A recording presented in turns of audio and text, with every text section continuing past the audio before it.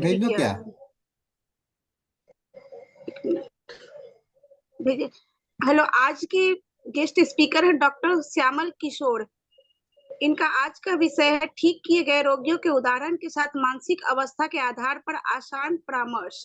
Sir का मैं एक छोटा सा इंट्रो दे रही हूँ।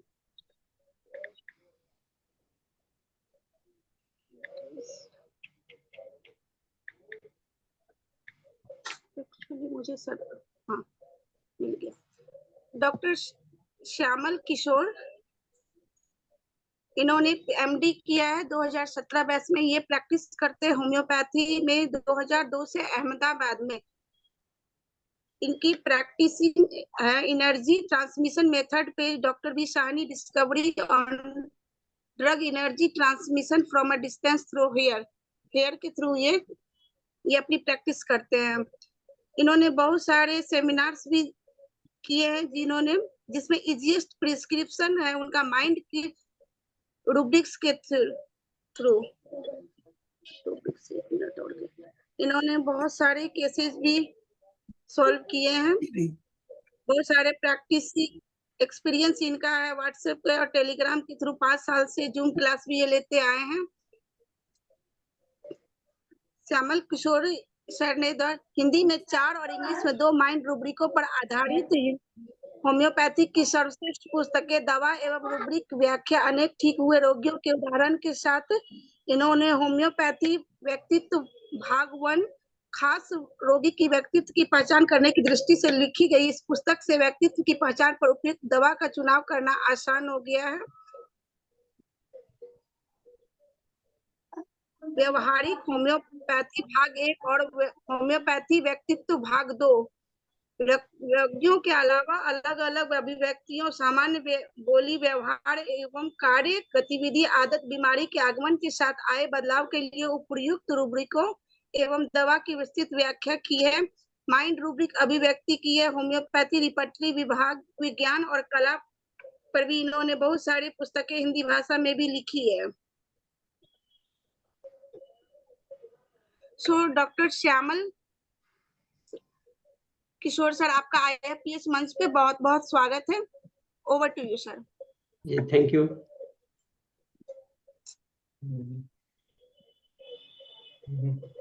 आप अपना पीपीटी शेयर कर सकते हैं श्यामल जी।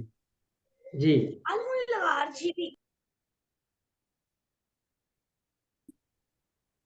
सबसे पहले मैं अपने समक्ष अपने गुरु को पाकर मैं उनका सत सत नमन करता हूँ, उनका चरण स्पर्श करता हूँ।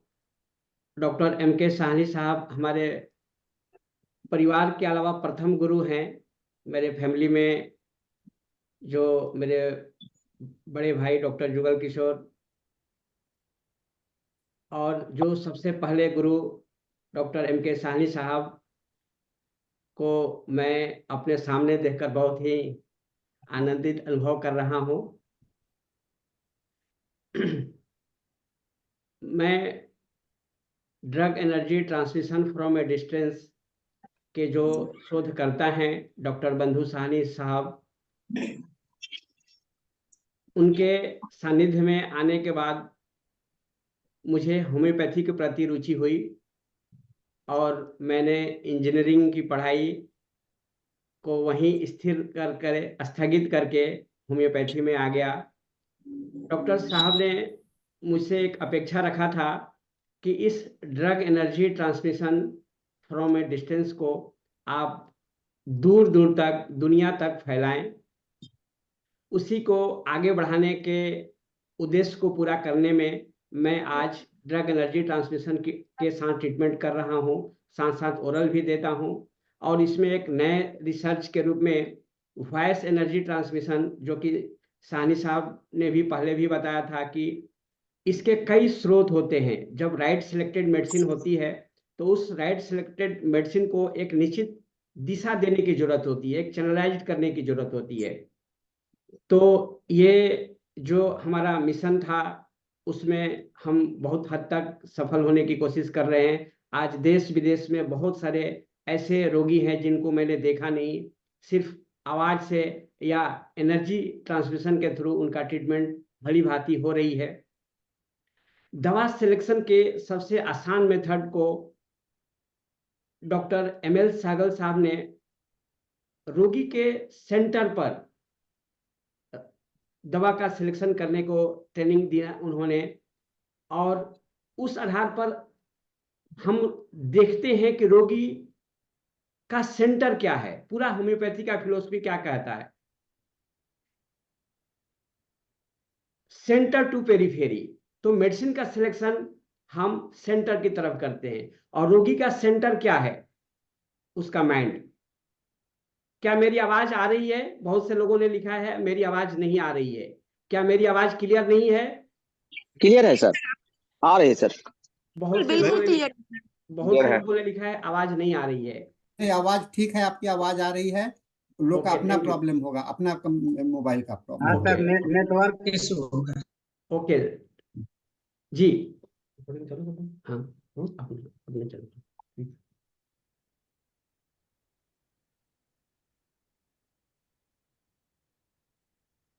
दवा का सिलेक्शन रोगी के सेंटर से हम करते हैं।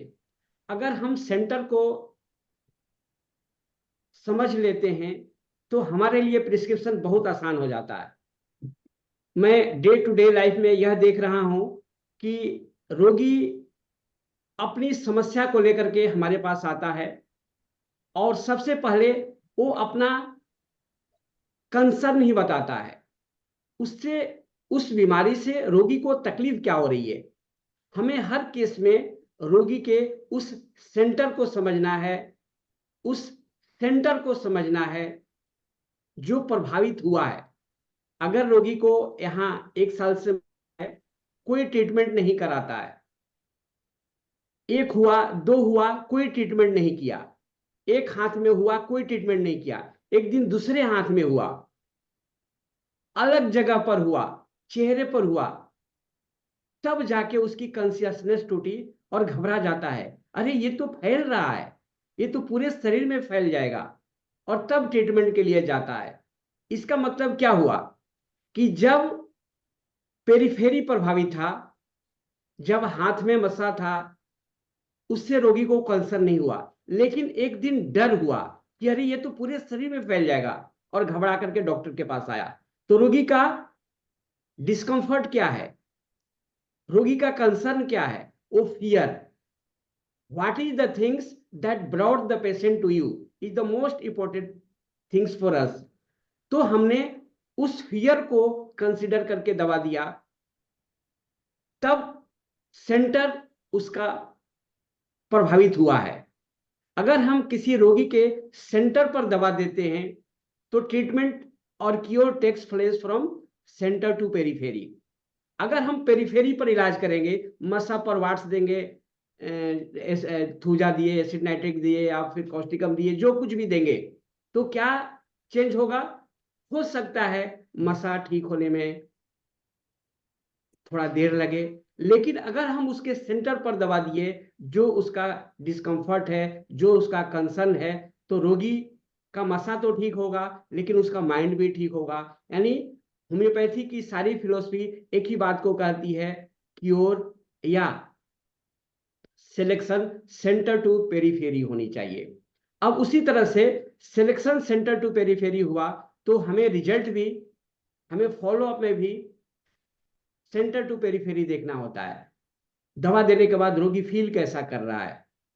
तो ये फिलोसफी आप सभी जानते हैं, हमें कुछ नया बताने की जरूरत नहीं है। आइए हम ठीक हुए रोगी उदाहरणों के साथ यही बात देखने और समझने की कोशिश करते हैं। लिमिटेड समय है तो हम कोशिश करेंगे कि लिमिटेड समय में बहुत कुछ, कई सारे केस को डिस्कशन करेंगे। सवाल आएगा, आप हाथ रेज करेंगे और मैं यहां से आपको अनम्यूट करूंगा, आप प्रश्न पूछ सकते हैं। चलिए केस की शुरुआत करते हैं।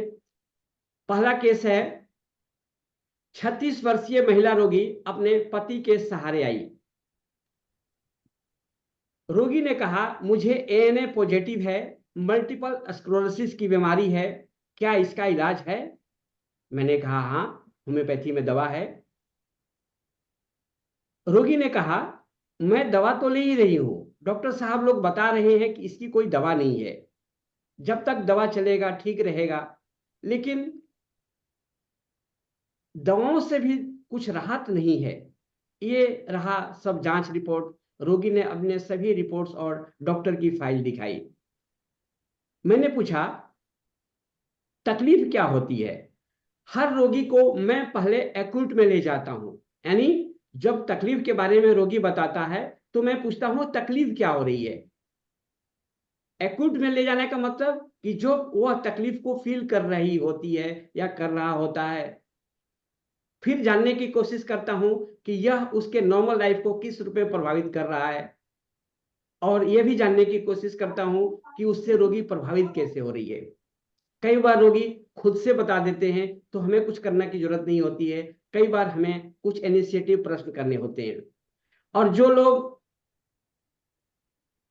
इस सिस्टम को जानते हैं कि मैं दवा का सिलेक्शन रोगी के माइंड पर करता हूं, रोगी के सेंटर पर करता हूं, वो साथ साथ रूब्रिक्स बनाते जाएंगे, या बाद में एनालिसिस कर सकते हैं, समय कम है इसलिए साथ साथ करते जाएं तो और अच्छा रहेगा।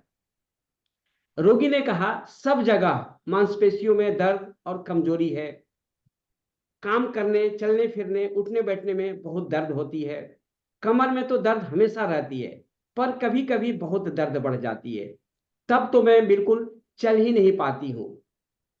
पीछे का हाथ से बताते हुए भाग सुन्न हो जाता है। मैंने पूछा फिर क्या करते हैं। रोगी क्या करूं, दवा लेकर काम करना ही करने की कोशिश करती हूँ, जितना होता है करती हूँ, सीधे खड़े होकर काम नहीं कर पाती हूँ, आगे की तरफ झुकी हुई रहती हूँ, ठीक से सीधी भी नहीं हो पाती हूँ, जोड़ों में भी दर्द है, घर में काम करने वाली कोई है नहीं, सुबह टिफिन बनाने से लेकर रात का खाना बनाने तक काम ही काम अकेले ही करना होता है। मैंने पूछा क्यों। रोगी एक बेटा और एक बेटी है, दोनों छोटे हैं, उनसे काम नहीं होता है, सास ससुर की उम्र हो गई है, पति सुबह सुबह नौकरी जाते हैं तो रात तक घर लौटते हैं, मैं अकेले किसी तरह से सब करती हूँ। मैंने पूछा कैसे करते हैं। जैसे कि मैंने कहा कि मैं रोगी को एक्यूट में ले जाता हूँ, means during the pain how you do. जैसे रोगी तकलीफ में अपने आप को कैसे रखता है, तकलीफ के समय में रोगी करता क्या है, हम उसी चीज को बार बार पूछने की कोशिश करते हैं और हर बार उसमें से कुछ नया आता है जो रोगी का अपना होता है, जो रोगी का सेंटर होता है। रोगी ने कहा रोते रोते मरते मरते करती रहती हूँ, जिस दिन नहीं होता है उस दिन छोड़ देती हूँ, बच्चे बेचारे भूखे रह जाते हैं, सास ससुर समझदार हैं कुछ नहीं बोलते हैं। मैंने पूछा दर्द के समय में स्वभाव में क्या फर्क पड़ता है। रोगी जब काम करना पड़ता है तब स्वभाव चिड़चिड़ा हो जाता है। मैंने पूछा क्यों। रोगी काम करने की इच्छा ही नहीं होती है लेकिन करना पड़ता है, बीच में बच्चे या सास कुछ बोल देते हैं तो सहन नहीं होता है। मैंने पूछा क्या करते हैं तब। रोगी चिढ़कर जवाब दे देती हूँ, बच्चे वहां से चले जाते हैं, सास ससुर तो गुस्से में बोलना ही बंद कर देते हैं। मैंने पूछा कैसा लगता है तब। रोगी मैं क्या करूं, मुझसे उठने की ताकत ही नहीं रहती है और वे लोग कुछ ना कुछ काम बताते ही रहते हैं। मैंने पूछा कैसे हुआ ये सब। रोगी मालूम नहीं, अभी तो कुछ काम करने की इच्छा ही नहीं होती है। मैंने पूछा क्या करने की इच्छा होती है, क्या करने को मन करता है। रोगी मन तो घूमने फिरने का करता है, अभी इसी उम्र में मैं घर में सिमट कर रह गई हूं, अभी मेरी उम्र घूमने फिरने पहनने ओढ़ने और हर तरह के व्यंजन खाने की है और इसी उम्र में मेरी ऐसी स्थिति हो गई, क्या करूं शरीर साथ नहीं दे रही है, खाने पीने में भी सब परहेज करना पड़ता है। मैंने पूछा कैसा महसूस हो रहा है इन परिस्थितियों में। रोगी बहुत बुरा लगता है। मैंने पूछा बुरा मतलब। रोगी इसी उम्र में टेढ़ी होकर चल रही हूं, मैंने पूछा कैसा लगता है? रोगी, बहुत बुरा लगता है। पहले तो मैं सीधी होकर आराम से सब काम कर लेती थी, पड़ोस की सभी महिलाओं की तरह मैं समय से सब काम कर लेती थी। अब तो काम करना पड़ रहा, काम काम पड़ा रहता है, समय से हो नहीं पाता है। जिस दिन तबीयत ज्यादा खराब रहती है, बच्चे भी आकर पूछते हैं, मम्मी मैं आपके लिए क्या करूं? बच्चे बेचारे क्या कर सकते हैं, वे तो खाना भी नहीं बनाना जानते हैं। मैंने पूछा कैसा लगता है जब काम पड़ा रहता है? रोगी, अच्छा नहीं लगता है। मैंने पूछा कैसा लगता है? रोगी, पहले मैं सब अच्छी तरह से समय से कर लेती थी, अभी दर्द के चलते कुछ भी नहीं कर पाती हूँ, कुछ खा भी नहीं सकती, कहीं जा भी नहीं सकती। मैंने पूछा चिंता क्या होती है? रोगी, इसी तरह से रही तो आगे की जिंदगी कैसे कटेगी, काम कैसे कर पाऊंगी? मैंने पूछा कैसे कटेगी? रोगी, क्या बताऊं, 2 साल से दवाइयां ले रही हूं लेकिन कोई फायदा नहीं हो रहा है, यही सोच रही हूं क्या होगा अब। मैंने पूछा क्या होगा? ज्यादातर मेरा प्रश्न रोगी के प्रश्नों में से होता है, रोगी के आंसर से मेरा प्रश्न शुरू होता है। जैसे होम्योपैथी के बारे में लोगों की शिकायत रहते हैं कि होम्योपैथ लोग बहुत ज्यादा प्रश्न पूछते हैं, बाल का खाल निकाल देते हैं, तरह तरह के होम्योपैथ डॉक्टर लोग सवाल करते हैं, 1 घंटा समय निकाल करके लोग आते हैं कि होम्योपैथ तो बहुत पूछते हैं। लेकिन मैं जो केस टेकिंग करता हूँ उसमें केस टेकिंग का समय में काफी बचत हुई है। मैं रोगी जो पूछता है, जो बोलता है, जो कहता है, मेरा प्रश्न उसी में से होता है। तो रोगी को भी लगता है कि डॉक्टर फालतू का प्रश्न नहीं पूछ रहा है, जो रोगी का कंसर्न है, जो रोगी कहता है उसी में से प्रश्न पूछता है। तो रोगी को भी अच्छा लगता है कि फालतू का प्रश्न इस डॉक्टर ने नहीं किया। उस डॉक्टर के पास गए तो पूरा खानदान पूछने लगता है। हाँ, वो सबकी जरूरत है, लेकिन ज्यादातर केसों में हमें उसकी जरूरत नहीं पड़ती है। जो हम रोगी का मेन कंसर्न क्या है, रोगी आया किस लिए है, हम वही जानने की खास कोशिश करते हैं। तकलीफ के समय में रोगी करता क्या है उसी को हम समझने की कोशिश करते हैं, और उसी पर हमारा दवा का सिलेक्शन होता है। तो चलिए, यही केस था। और केस के बाद मैंने रोगी को 200 पोटेंसी में दवा दिया, बाद में 1M पोटेंसी में दवा दिया, जिससे वह पूरी तरह से ठीक हुआ। हम यहाँ बहुत सारे केसेस में LM पोटेंसी और ट्रांसमिशन का प्रयोग करते हैं, लेकिन आज मैंने ज्यादातर केसेस जिनको ओरली मैंने दिया है वो किया है। अगले बार जब आना होगा तो मैं transmission through hair, transmission through voice, transmission through photo, ऐसे भी हमारे केसेस हैं। कई रोगी, एक रोगी फोन किया इसमें ट्रेन में था कि डायरिया शुरू हो गई है और नजदीक के आगे स्टेशनों में कहीं दवा मिलेगी ऐसी कोई गारंटी नहीं है, कुछ उपाय कीजिए। तो वहाँ हमने उसके घर वालों से फोटो मंगवाया और ट्रीटमेंट किया, या मोबाइल से फोटो, मोबाइल पर भी हमने ट्रीटमेंट किया है। तो ऐसा ये ड्रग एनर्जी ट्रांसमिशन की कहानी है, बहुत तो लंबी लंबी कहानी है। आगे देखते हैं इस केस में आपको क्या दवा समझ में आ रही है और क्यों। एनालिसिस करें आप लोग फटाफट। आप हाथ रेज करें, संत प्रसाद जी ने हाथ उठाया है। क्या प्रश्न है आपका? प्रश्न बाद में करना है। इस केस के बारे में क्या कहना प्लीज चाहते हैं? प्लीज प्लीज हैंड रेज नहीं करेंगे, आप चैट बॉक्स में टाइप कीजिए, चैट ओके बॉक्स में। जी, संत चैट प्रसाद बॉक्स जी में हाथ को टाइप नीचे कीजिए, कीजिए, श्यामल जी उसको देख लेंगे, क्योंकि मेरा क्योंकि ध्यान वहाँ उसमें समय ज्यादा जा लग रहा जाएगा, है। हम लोग के पास कोई में बात नहीं, समय समय ज्यादा नहीं कम है। है, समय कम है, हम लोग चार्ट से ही बात करेंगे। चलिए, बहुत से लोगों ने अलग अलग तरह की दवाइयां बताया है, chamomilla, lachesis, carcinosin, sepia, vanilla, phosphorus, पल्सिपिया। जी, आपके मेडिसिन सिलेक्शन का आधार भी बताना है, किस आधार पर आप यह दवा बता रहे हैं। आपको दवा का आधार भी बतानी होगी, क्योंकि हमें हवा में तो तीर मारनी नहीं है। श्योर शॉट ऐसे रूब्रिक्स का सिलेक्शन करना है जहां आपको लगता है कि ये है ही है, क्योंकि ये एक केस में बहुत सारे रूब्रिक्स बनते हैं। अगर रूब्रिक्स बनाने जाएं तो एक केस में हजारों रूब्रिक्स बन जाएंगे, और आजकल रिपर्टरियां ऐसी है कि एक एक रूब्रिक्स में हजारों हजारों दवाइयां, हजारों नहीं सॉरी, सैकड़ों दवाइयां हैं।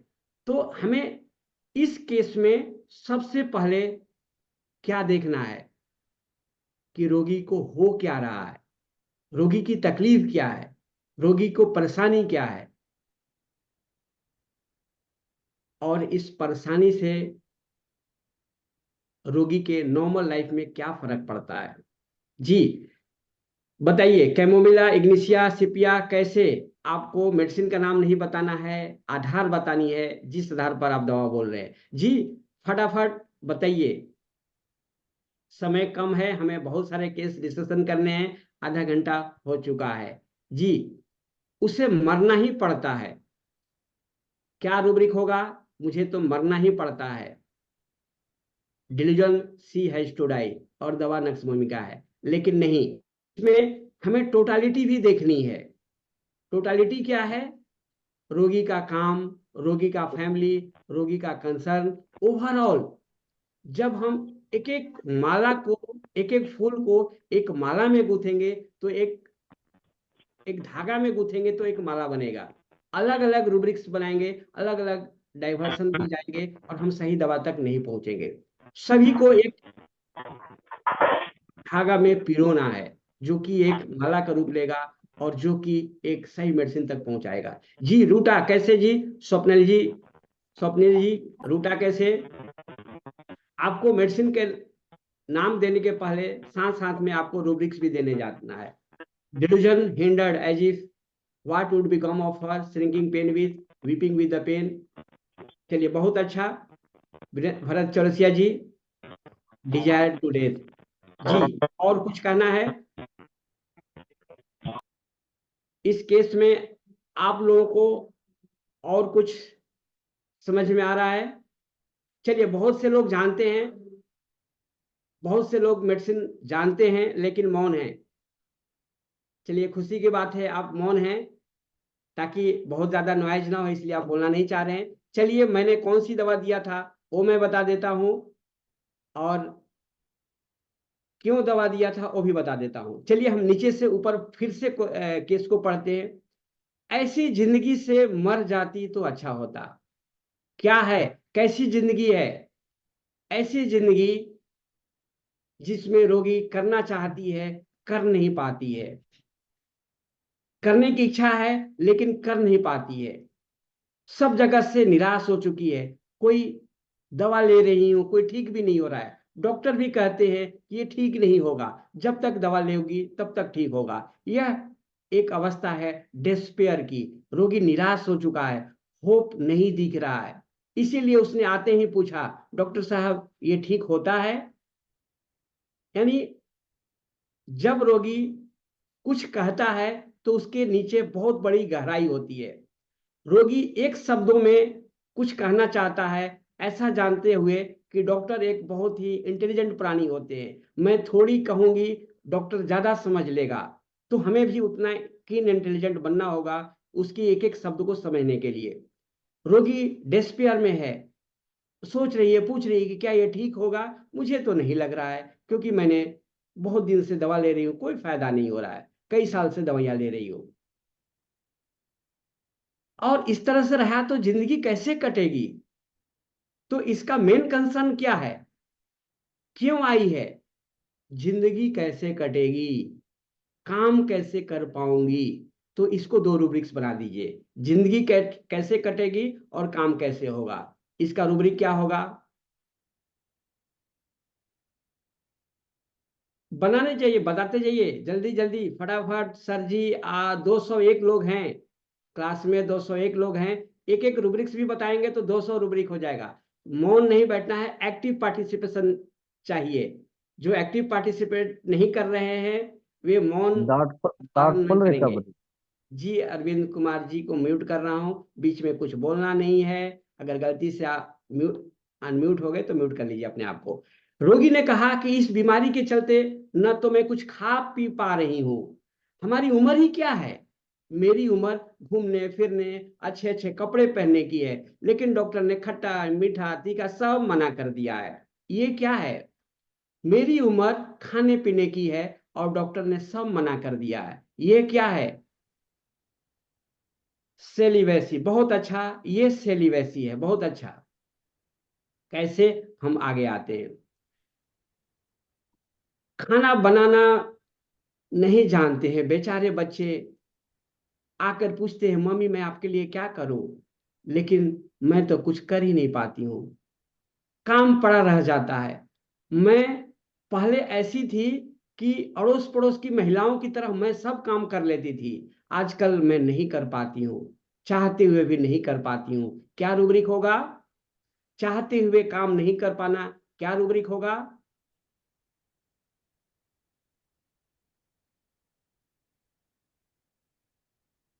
Business incapacity. बहुत बुरा लगता है कब? जब मैं टेढ़ी होकर के चलती हूँ। पहले मेरी क्या स्थिति थी? मैं टेढ़े होकर के नहीं, सीधे होकर चलती थी, आज टेढ़ी होकर चलती हूँ, बहुत बुरा लगता है।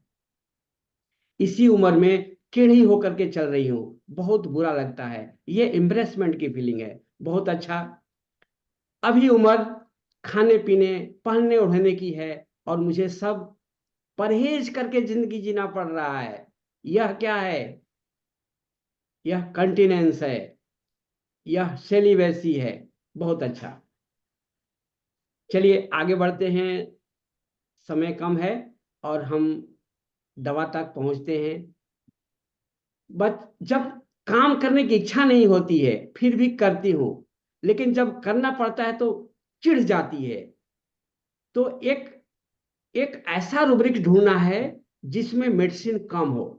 तो हमारे रूब्रिक सिलेक्शन में हम ऐसे रूब्रिक्स का सेंटर का सिलेक्शन करते हैं जो रोगी का कंसर्न होता है, जहां रोगी का माइंड होता है, जो प्रभावित हुआ है।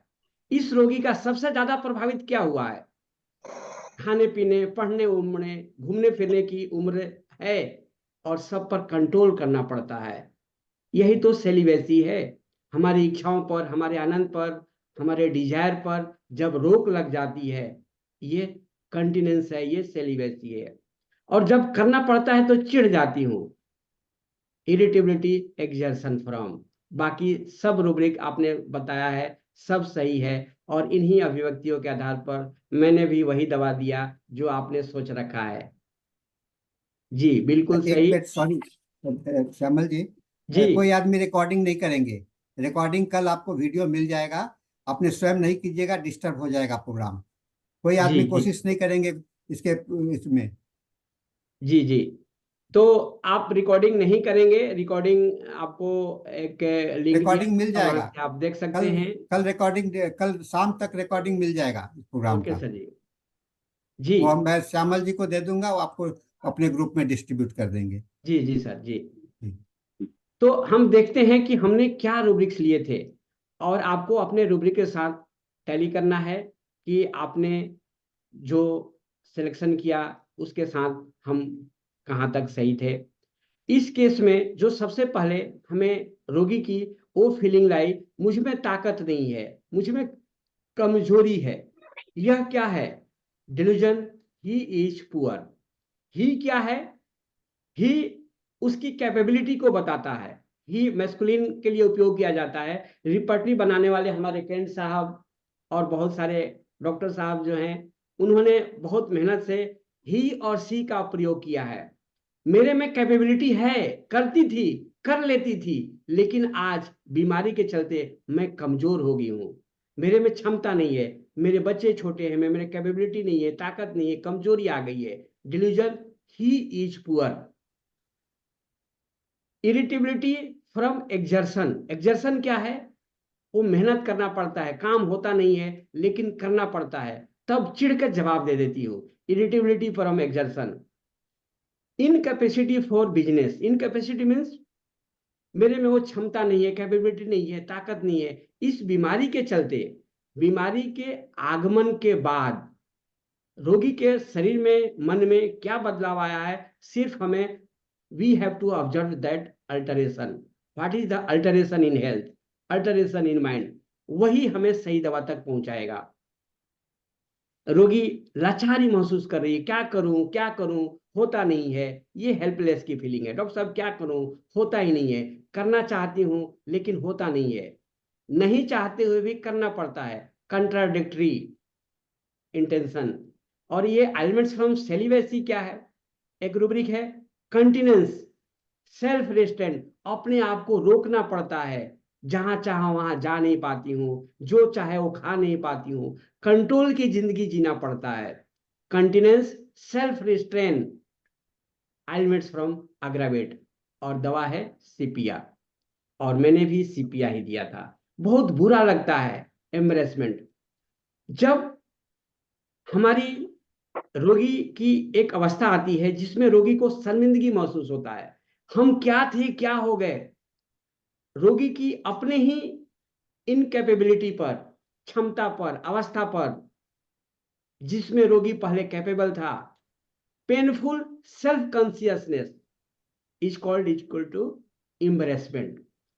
बहुत टेढ़ा होकर चलती हूँ, मुझे बहुत बुरा लगता है। यह अवस्था है एम्बरेसमेंट की। एम्बरेसमेंट, आगे क्या होगा, एंजाइटी, फ्यूचर अबाउट मेरा काम कैसे होगा, anxiety, business.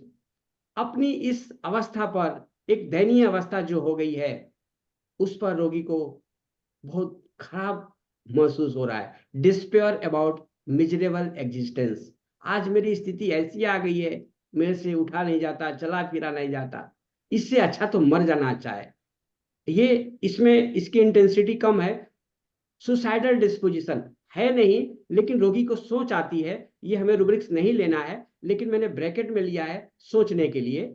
Suicidal disposition, despair from about his measurable existence, और दवा sepia. Sir, why ailments from celibacy? Because वो काम तो कंप्लेन की वजह से नहीं कर पा रही है, उससे पहले से उससे रोका जा रहा था। थोड़ी क्लियर कीजिए कर। देखिए, सेलिबेसी का मतलब क्या होता है? जैसे जनरली आत्मसंयम हम कह सकते हैं, ब्रह्मचर्य कर सकते हैं, जानबूझ करके अपनी इच्छाओं पर कंट्रोल करना, या परिस्थितिवश अपनी इच्छाओं पर कंट्रोल ला देना। इससे इच्छा होती है ये खाऊं वो खाऊं, मुझे तो घूमने फिरने, चलने फिरने, आनंद लेने की उम्र है, और इसी बीच में मुझे परहेज की जिंदगी जीनी पड़ रही है। यही तो सेलिबेसी है जी। पठान उवेश जी, क्लियर है? जानबूझ करके या परिस्थितिवश अपने आप को संयम की जिंदगी जीनी पड़ रही है, यही सेलिबेसी है।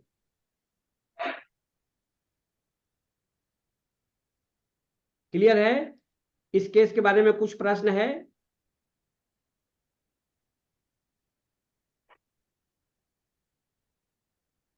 आइलमेंट्स का मतलब क्या है? रोगी को दुख हो रहा है। आइलमेंट्स मतलब परेशानी, कष्ट, कारण। आइलमेंट्स मतलब ऐसा कोई फिजिकल कंप्लेन, बहुत बड़ा नहीं, लेकिन ऐसी कोई फिजिकल या मेंटल कंप्लेन जिससे रोगी प्रभावित हो रही है। मैं सब खा नहीं पा रही हूं, कंट्रोल की जिंदगी इसी उम्र में लेना पड़ रहा है, इससे वह दुखी है। तो दुख का कारण क्या है? सेलिबेसी।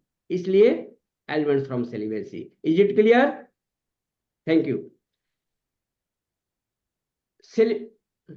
सेलिबेसी का मतलब सिर्फ सेक्सुअल अब्सटेंस नहीं है, हर तरह के डिजायर पर कंट्रोल आ गया है या कंट्रोल करना पड़ता है। मिजरेबल एग्जिस्टेंस क्या है? एक ऐसी दयनीय स्थिति आ गई है कि बच्चे भूखे हैं, सास ससुर मेरे पर नाराज हो जा रहे हैं, फिर भी मैं कुछ कर नहीं पा रही हूं, ऐसी दयनीय स्थिति आ गई है। यह मिजरेबल एग्जिस्टेंस है। सीपिया की कौन सी पोटेंसी देंगे? मैंने इस केस में आपको बताया 200 दिया था, और 200 कई दिनों तक रिपीट किया। कई दिनों तक मतलब जैसे एक बार मेडिसिन दिया, मेडिसिन देने के बाद इंप्रूवमेंट शुरू हो गई, तो हम आगे रिपीटेशन नहीं करते हैं। फॉलो अप का क्राइटेरिया है, जो हम फॉलो अप में क्या क्या देखते हैं उस आधार पर हमने फॉलो अप किया। कम से कम 6 से 8 महीने तक हम 200 पर रहे। आगे इंप्रूवमेंट रुका तो हम 1M पर गए, और उसके बाद रोगी ठीक है। अब सी और ही को एक्सप्लेन करें। देखिए, सी और ही क्या है, आप देखेंगे रिपर्टरी में कहीं सी है, कहीं ही है। अगर आपके पास कोई रूब्रिक्स है जहां सी है, प्लीज आप कॉपी करके यहां पेस्ट कीजिए स्क्रीन पर। मतलब आपके स्क्रीन पर जो चैट बॉक्स में दिख रहा है, मैं एक्सप्लेन कर रहा हूं। ही और सी वहां उपयोग किए गए हैं। रिपर्टरी में एक कॉमा, एक कॉमा की भी वैल्यू है। कॉमा सेमीकोलन को मैं आपको बताऊंगा कि कहाँ सेमीकोलन क्यों है, कॉमा क्यों है, फुल स्टॉप क्यों है, और बीच में स्लैश है, सीधा लाइन है, उसका मतलब क्या है। सी का मतलब क्या है, जहां रोगी की ऐसी कंडीशन आ गई है, एक रूब्रिक है ना, मेनोपॉज ड्यूरिंग, कौन सा रूब्रिक है, कोई भी रूब्रिक्स भेजिए आप जहां पर सी है। देखिए, जहां रोगी की ऐसी कंडीशन आ गई है बीमारी की अवस्था में, जहां वो फिजिकली लो पावर का अनुभव कर रही है, वहां हम सी वाले रूब्रिक्स लगाएंगे। और जहां इतनी बीमारी के बावजूद भी वो अपने उस दिन को याद कर रही है जिसमें उसको फिजिकल पावर था। प्रकृति में, नेचर में मेल को फिजिकल पावर दिया गया है, शारीरिक ताकत, शारीरिक मेहनत करना, और फीमेल को बहुत बड़ी ताकत दिया गया है, करुणा, प्रेम, स्नेह, माया, बहुत सारे चीजें। तो जहां रोगी में फिजिकली लो पावर की फीलिंग हो, वहां पर सी का प्रयोग किया गया है। और जहां रोगी कैपेबिलिटी के बावजूद भी डिल्यूजन, पुअर ही इज, मैं, मेरे में ताकत है लेकिन कमजोरी अभी आ गई है, ही इज पुअर, मतलब वो पुअर नहीं है, ताकत है लेकिन बीमारी के चलते अभी थोड़े समय के लिए कमजोर है। मेरे पास ताकत नहीं है, मेरे पास पैसा नहीं है, डॉक्टर साहब मेरे में ताकत नहीं है, कमजोरी आ गई है, मैं कमजोर दिख रहा हूं, लेकिन है नहीं मेरे में वो कैपेबिलिटी। तब जहां रोगी दोनों चीज की बात करे, ही की बात करे कि मैं तो ये कर लेता था, वो कर लेता था, लेकिन अभी ताकत नहीं है, वहां ही का प्रयोग हुआ है। Delusion she is accused, doctor साहब मैं दोषी हूं, मैंने ही गलती किया है, मैं, मेरे में ये गलती हुआ है, अपने आप को दोषी ठहरा करते हुए, इसलिए भगवान ने ये सजा दे दिया है, मैं कुछ कर नहीं पा रही हूं। तो जहां लो की फीलिंग, फिजिकल लो की पावर, ध्यान रखिएगा, महिलाओं, मतलब सी का उपयोग वहां किया गया है जहां सिर्फ फिजिकली या मेंटली थोड़े समय के लिए लो की फीलिंग आ रही है।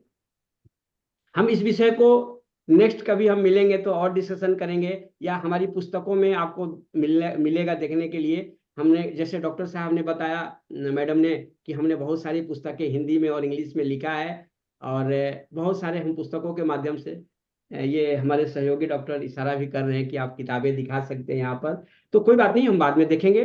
तो आगे बढ़ते हैं केस नंबर 2 की तरफ। चलिए, इस केस में और कुछ पूछना है? डिवीजन मैरिड, ही इज, चलिए और कुछ पूछना है इस केस के बारे में? हेल्पफुल नेचर के लिए कौन सा रूब्रिक होगा? हेल्पफुल नेचर के लिए रूब्रिक है benevolence, charitable, borrowing troubles of everyone, बहुत सारा रूब्रिक है। स्नेहल केडकर जी ने पूछा है हेल्पफुल नेचर के लिए कौन सा रूब्रिक, बेनोवलेंस, चैरिटेबल, और बहुत सारा रूब्रिक आएगा। देखते हैं केस नंबर 2, बढ़ा जाए केस नंबर 2। एक मिनट श्यामल जी, जी श्यामल जी, हम लोग के जी, पास में अब समय मात्र 15 मिनट बचा है। तो 15 अगर आपका मिनट। सेकंड केस में जाने के पहले अगर इसी केस पर डिस्कशन ज्यादा कीजिएगा तो ज्यादा अच्छा रहेगा, मेरा सुझाव है। क्योंकि चूंकि काफी एक केस पे आपका इतना समय लगा है, तो दूसरे केस में भी बहुत नहीं समय सर, मैं लगेगा। शॉर्ट शॉर्ट में बता देता हूँ सर जी। हाँ, अगर चलिए, आपकी इस पर ही शॉर्ट, ज्यादा चर्चा कीजिए। और आप नहीं, बहुत अच्छा बता रहे हैं, जी सर, आपका शॉर्ट में बहुत अच्छा प्रेजेंटेशन है। मैं शॉर्ट आप में मैं कृपया, तीनों केस बता देता हूँ, थोड़ा सा तूफान एक्सप्रेस से चलेगा सर जी, हाँ अनुमति है? हाँ, बस इसी पर बताते जाइए। और हम ओ, लोग 5 मिनट पहले, 8 बजने के पहले 5 मिनट पहले छोड़ दीजिएगा। जी सर, ओके, ऐसा करते ओके, हैं। मैं हाँ। फटाफट तेज एक्सप्रेस से, बहुत से लोगों की डिमांड आ रही है, second case, third case in short. Second case के लिए चलिए, सॉरी, मैं सबको निवेदन करूंगा, क्योंकि हम लोग का समय बहुत ही सीमित है। हम लोग 1 घंटा से आगे नहीं जा सकते हैं, क्योंकि अगला सेशन हम लोग का इंग्लिश का सेशन शुरू हो जाता है, तो हम लोग को उसमें चेंज करना पड़ेगा। इसलिए ओके, फिर अगले किसी समय में हम लोग डॉक्टर श्यामल जी को फिर बुलाएंगे, तो उस पर चलेंगे। तब तक इनको चर्चा करने दीजिए इसी केस के, और भी कुछ रूब्रिक्स को एक्सप्लेन करें। चलिए, यस, श्यामल जी। जी सर, ओके, जैसी आपकी आज्ञा सर जी। हाँ। जी मैं क्या करूं कोई बात नहीं, पहले केस को चर्चा करते हैं। एनालिसिस फिर से देख सकते हैं सर, इंडिफरेंट रूब्रिक्स को एक्सप्लेन करें। Indifferent means it's makes me know difference. Indifferent means it's makes me know difference. बोलिए। लाइव कर दीजिए अपन तो क्लास कितना होगा इसमें। ऐसा करें, हाँ ठीक। इंग्लिश का चला से तो उसको वहाँ कर मुझे कुछ बहुत अच्छा लगा सर, बस प्रश्न पूछिए इस केस के बारे में, कुछ प्रश्न करते हैं। चलिए हम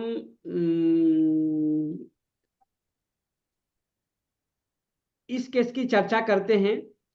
सर आप इसी केस के से रिलेटेड रूबिक्स के बारे में चर्चा कीजिए। जी पूछिए। अच्छा कोई बात नहीं। सर सीपिया मेडिसिन का जितना भी रूब्रिक है उसके बारे में बताएं, जो भी मतलब इससे मिलते जुलते रूब्रिक है। चलिए हम इसके डीडी कर रहे हैं, शुरू से हम देखते हैं। कई बार हमें रूब्रिक्स बनाने में तकलीफ होती है। मैं अब थोड़ा सा आपको एक्सप्लेन कर रहा हूं कि यहाँ पर हम कहाँ गलतियां करते हैं। इसी केस को हम दूसरे एंगल से देख रहे हैं, जहां हम आपको बताएंगे कि कहाँ हम गलतियां करते हैं। चलिए आइए देखते हैं ये केस नंबर 1 को ही। सर जी आप बता देंगे, हम 5 मिनट पहले 4 मिनट और है। ओके। मुझे एएनए नहीं, अभी आपके पास में समय मल्टीपल है 5-4 स्क्लेरोसिस की तकलीफ है, जी। क्या इसका इलाज है? तो कई बार हमारे जो साथी है सोचेंगे कि क्या इसका इलाज है, तो बहुत से लोग कहेंगे लाइट डिजायर। अब लाइट डिजायर, और यहाँ पर हमने लाइट डिजायर क्यों नहीं लिया है उसको मैं बता देता हूँ। जब रोगी कुछ भी कहता है तुरंत हमें तैयार नहीं रहना है रूब्रिक्स बताने के लिए। कई लोग क्या कहते हैं, कई डॉक्टर क्या करते हैं, फटाफट रूब्रिक्स बनाते हैं और रूब्रिक्सों का अंबार लग जाता है और हम सही दवा तक नहीं पहुंचते हैं। तो क्या इसका इलाज है? लाइट डिजायर नहीं होगा, क्योंकि जब लास्ट में रोगी ने क्या कहा, मैं तो दवा लेकर थक गई हूं, या शुरू में भी कहा, डॉक्टर बोलते हैं कि कोई इलाज नहीं है। अब रोगी डेस्पियर में है, डाउन में है, डार्क में है, कोई उसको होप नहीं दिख रही है, इसलिए लाइट डिजायर के लिए नहीं पूछ रही है, वो डेस्पियर में है। अगर वही पूछती है कि मैंने सुना है कि होम्योपैथी में इसका इलाज है, बड़ी उम्मीद से आपके पास आई हूं, अब लाइट डिजायर हो जाता। Light means hope, light means ये नेचुरल या आर्टिफिशियल लाइट। लेकिन जब रोगी हमेशा नेगेटिव में और डिस्पेयर में फील कर रही है, इसलिए लाइट डिजायर नहीं होगा, यह डिस्पेयर को ही और गंभीरता को बता रहा है। तो जो रोगी में बार बार आए, जो रिपीटेड आए, जिस पर रोगी जोर से बोले, रोगी के बातों में दम हो, उसी को रूब्रिक्स बनाना है। अन्यथा रोगी बहुत सारी चीजें ऐसे है यूं ही कहता है, देखने में जो शब्द लगे उसका रूब्रिक्स नहीं बनाना है, उसकी गहराई कितनी है वो समझ करके उसको रूब्रिक्स बनाना है। माइंड को समझना बहुत आसान है, लेकिन इसको इजी समझना भूल होती है। इसलिए हम कोई भी चीज को, जब होम्योपैथी की पढ़ाई 5 साल की होती है, तो इस सिस्टम को भी समझने में थोड़ा सा वक्त दिया जाए तो बहुत मदद करती है। डॉक्टर साहब लोग बता रहे हैं कि इसकी कोई दवा नहीं है, जब तक चलेगा ठीक रहेगा। ठीक है, करने के बाद यूट्यूब लाइव नहीं करना है, क्योंकि 8 बजे से दूसरा सेशन चालू हो रहा है, तो हम दूसरे दिन रखेंगे, आप चिंता ना करें। जी जी एक मिनट, मैं डिफ्रेंशिएट कर रहा हूं। रोगी ने सभी रिपोर्ट्स दिखाई, तो कई बार रोगी पुराने रिपोर्ट्स को दिखाते हैं, बताते हैं यहाँ है, यहाँ है, यहाँ है, तो हमारे पास उसके लिए रूब्रिक्स होता है। जैसे पॉइंटिंग विथ फिंगर्स, डॉक्टर साहब यहाँ है, यहाँ है, यहाँ है।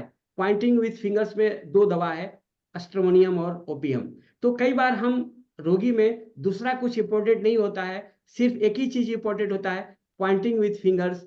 उसमें अगर इंग्लिश सेशन में ले सकता हूं, लेकिन इंग्लिश सेशन में दूसरे लोग आ रहे हैं, इसलिए उसका लिंक सर आप उसका लिंक यहाँ पर स्क्रीन पर शेयर कर दीजिए सर जी। बहुत से लोग इंग्लिश सेशन का लिंक पूछ रहे हैं, तो हाँ, मैं डिफरेंशियल बता रहा था कि जहां पॉइंटिंग विथ फिंगर्स हो वहां स्टेमोनियम होता है, लेकिन इस केस में रोगी कोई भी इंफॉर्मेशन को आपको तक पहुंचाना कम्युनिकेटिव नहीं है।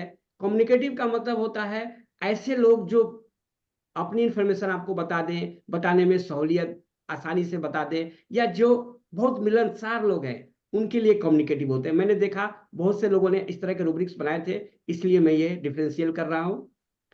क्या करूं डॉक्टर साहब, होता ही नहीं है मुझसे, कुछ होता ही नहीं, करना चाहता हूं होता नहीं है। ये हेल्पलेस फीलिंग हो सकता है, बिजनेस इनकैपेसिटी हो सकता है, और पुअर की फीलिंग होती है।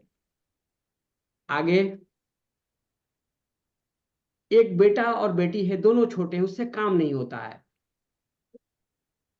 ये क्या है? बिजनेस इनकैपेसिटी, करना चाहता हूं कर नहीं पाती हूं। चलिए, मेरा समय पूरा होता है डॉक्टर। मैं चाहूंगा हमारे गुरुजी डॉक्टर साहनी साहब जुड़े हुए हैं, वो आपको आगे का गाइड करेंगे। जी, सर हमारे पास 5 मिनट है, आप 2 से 3 मिनट और भी बता सकते हैं। Thank you, thank you. अपना स्क्रीन शेयर बंद कर दीजिए श्यामल जी। जी, इसको स्क्रीन शेयर बंद कर देते हैं। तो आइए हम थोड़ी सी चर्चा करते हैं। ओपन लाइव कुछ क्वेश्चन है तो आप डायरेक्ट पूछ सकते हैं। क्वेश्चन दिखाइए स्क्रीन श्यामल पर। जी, जी, आप अपना पीपीटी को बंद कर दीजिए। हाँ, जी सर, तो जी। आज का सेमिनार हम लोग का बहुत अच्छा यहाँ रहा। शेयर बंद और किन्हीं को कुछ कहना है तो हम लोग के पास में 5 मिनट केवल है। हम लोग उसके बाद में सेशन को क्लोज करेंगे। जी, बहुत से लोगों ने इंग्लिश का वो लिंक मांगा है, तो वो स्क्रीन पर शेयर कर दीजिए प्लीज। यही सेम लिंक है, यही लिंक, वीडियो का लिंक यही लिंक यूट्यूब पर रहेगा, अपलोड हो जाएगा। इनसे मैं आप इंग्लिश सेशन को भी ज्वाइन कर सकते हैं। जी, हाँ, इंग्लिश, इसी से इंग्लिश भी हो जाएगा। अब ये रोज होता है, ये international forum for promotion of homeopathy है, ये जो कौन सा कि ग्रुप है जिसमें पता चलता है कि कब कब होगा? ये तो हमको आपने बताया ये था, आपको जुड़ा था ग्रुप इसलिए। में, हम लोग के ग्रुप में डाला हुआ रहता है। जैसे आज का आपका है, पहले से लोग को इन्फॉर्म किया गया वो है। कौन सा ग्रुप है जो हम लोग को पता चलेगा कि हाँ इस ग्रुप में क्लास हो रही है? इसमें हिंदी फोरम का ग्रुप है, उसमें आना पड़ेगा। अच्छा, हिंदी वो फोरम में, हाँ। लिंक भेजेंगे सर, वो कौन सा? मैं आपको बता दूंगा, आप सबको एक अपने मैसेज दे दीजिएगा। जी श्यामल जी सर। का लेक्चर बहुत अच्छा था। और और किन्हीं को कुछ सवाल करनी है? सर इनिबिशन से डीडी कर दीजिए, किस सेलिबसी का। किसमें किसमें? सेलिबसी इससे कोई आदमी, इनिबिशन, कोई सवाल है? एक मिनट, हाँ, थोड़ा जोर से बोलेंगे मैडम। सेलिबसी और इनिबिशन में क्या डिफरेंस है सर? चलिए, सेलिबेसी समझ गए कि क्या है? Yes sir. क्या है सेलिबेसी? जब हमारे जो डिजायर्स हैं, जैसे सेक्सुअल डिजायर्स, खाने पीने के डिजायर्स, घूमने फिरने की इच्छाएं, जो कुछ भी इच्छाएं हैं, उस पर जानबूझ करके या परिस्थितिवश हमें कंट्रोल करना पड़ता है, और उससे रोगी को तकलीफ होती है, तो वो सेलिवेसी कहलाता है। और इनहिबिशन क्या है, इसके स्पेलिंग मुझे बताएंगे? INHIBITION, ये इनहिबिशन। हाँ सर, हाँ हाँ। ठीक है। इसमें क्या है, कोई चीज को रोका जाता है कि तुमको ये नहीं करना है। प्रणाम सर, प्रणाम तुम सर। तुमको ये, हमके डिजायर पर इंपल्सन, आपको कोई ऐसा प्रेशर डाला जाता है कि ये चीजें आपको नहीं करना आता है, नहीं करना है। जैसे कि मोबाइल वीडियो इज प्रोहिबिटेड, जैसे आपको शुरू में सर जी ने मना कर दिया है कि रिकॉर्डिंग नहीं किया जाए। तो जब आपको मना कर दिया जाए इंटेंशनली, और उससे कुछ तकलीफ होती है, ये रूब्रिक्स कैसे है पूरा, प्लीज कंप्लीट कीजिए। और रूब्रिक्स मेरे ध्यान में नहीं आ रहा है, इनहिबिशन से संबंधित रूब्रिक क्या है? जैसे सर दैट इज वर्ड की मीनिंग प्रोहिबिशन। नहीं होती आप है। जो बोल रहे हो दैट इज प्रोहिबिशन। सिर्फ लिख इनिबिशन है रही सर। है, मैं रूब्रिक्स मुझे माइंड में नहीं आ रहा है, लेकिन सिर्फ मैं इनोवेशन समझा रहा हूं। कंटिनेंस में परिस्थितिवश कुछ इच्छाओं पर कंट्रोल करना पड़ता है, या परिस्थितिवश आ गई है सिचुएशन की करना पड़ रहा है। इनहिबिशन में आपको मना कर दिया गया कि ये चीज करने के लिए आप इनहिबिटेड हैं, आप ये नहीं कर सकते, वो नहीं कर सकते, ब्लॉक कर दिया जाता है, बैन कर दिया जाता है, और उससे कुछ मेंटल कंडीशन उत्पन्न होती है, वो इनहिबिशन आती है। जी बताइए। सॉरी सॉरी टू सप्रेशन हुआ सर, सप्रेशन हो गया इसमें। गया है। जी सॉरी सप्रेशन, हमारा टाइम बिल्कुल सप्रेशन हो गया इसमें, इंजेक्शन में बहुत अच्छा, सप्रेशन। बहुत अच्छा। जी हाँ जी मैडम, आगे आप हाँ कंटिन्यू सॉरी कीजिए। Sir sorry doctor Shyamal Kishore sir, sorry हमारा टाइम खत्म हो गया। आपका ओके, थैंक सेशन बहुत ही यू। मुझे इस बहुत ही मंच पर राम जी आप कुछ बोलने कह रहे का थे, मौका देने के लिए राम जी, सभी को बहुत बहुत धन्यवाद। जी आप हेलो कुछ हेलो, कह रहे थे। हाँ कह रहे थे कि डॉक्टर साहब का बहुत अच्छा जो है सेशन रहा, खास करके हिंदी में जो दिए, और ये तो हमारे गुरु भाई ये हैं एक तरह से, और बहुत बढ़िया ट्रांसमिशन का काम करते हैं, ट्रांसमिशन भी बहुत अच्छा हम भी करते हैं, तो बहुत बढ़िया लगा आपका यह जो है। और आप सप्रेशन जो इन्वेशन का बात बोल रहे थे, तो हम कहे सप्रेशन हुआ, कॉल नेम ऑफ सप्रेशन, किसी को दबाव या जनरेटर में आता है कि जो है किसी को दबाव थैंक यू दे सर के जी। सप्रेस कर जी देते। हाँ जी, हाँ, तो बहुत अच्छा, थैंक यू श्यामल किशोर जी, बहुत बहुत चलिए जो है एक्सीलेंट सेशन। सर, आप दोबारा फिर से हमारे सेशन में जरूर आप आइए, और जो जितने सारे केसेस बच गए हैं उनको दोबारा फिर से सारे रूब्रिक्स के साथ डिस्कस जरूर करें। बहुत ही thank you, thank you. Thank you very much sir. हमारा हम लोग टाइम का भी हो गया है। सेशन समाप्त होता है। हाँ, डॉक्टर दीपमाला जी आप धन्यवाद ज्ञापन करवाइए। Yes yes sir, thank you sir, thank you Shyamal sir. Sir ji, अब थैंक हमारा यू। हिंदी सेशन खत्म हो रहा है, इंग्लिश सेशन स्टार्ट होने जा रहा है। तो अब यस Yes. मैं किनको हैंड ओवर, कौन sir? Doctor Manoj. Yes, of course. Doctor Manoj sir, Thank अभी you. मैं आपका हैंड ओवर कर रही हूँ। Over to you sir. Sahani sir, please make me co-host, sir. Yes sir, I am doing sir, I am doing. Yes, and also our guest, Dr. ANIRBAN. I think Anirban, he has joined or not? he's Doctor joined, I think. Doctor Anirban, Anirban has not joined yet. Not joined. I am making you the host. Doctor, Yeah.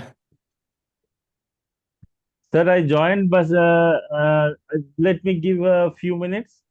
okay, Yeah, no, you can do it, sir. I am just making you the co-host, sir. Yes, sir, I joined. Yeah. Sahani sir, kindly make me. I'm trying, sir. Sir, Yeah. Doctor Anirban आप सोमा नाम से join किए ना? Sir, Soma ये Sukul, yeah, yes. is Soma's okay, laptop. sir. Just a moment, sir. Okay, sir. Soma Sukul, okay. I am making you the co-host, sir. You can share your PPT with this. Thank you. And Dr. Manoj. Yeah.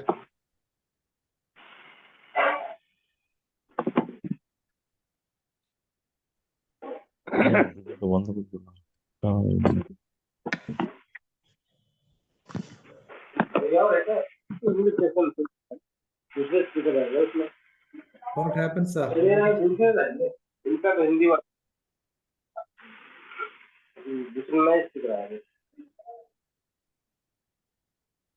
Anyway, we shall start the session. Sir. Dr. Manoj, now you are the host now. Yes. Okay. Dr. Manoj, you are the host now. Okay. It's okay. And Dr. Anirban is the co-host. Yes. Okay. So you can start your session now, sir. Please. Yes. Good morning, good afternoon, and good evening. Welcome to the 1224th day of continuous and uninterrupted Zoom session of IFPH. Let us start today's program with a silent prayer for 1 minute.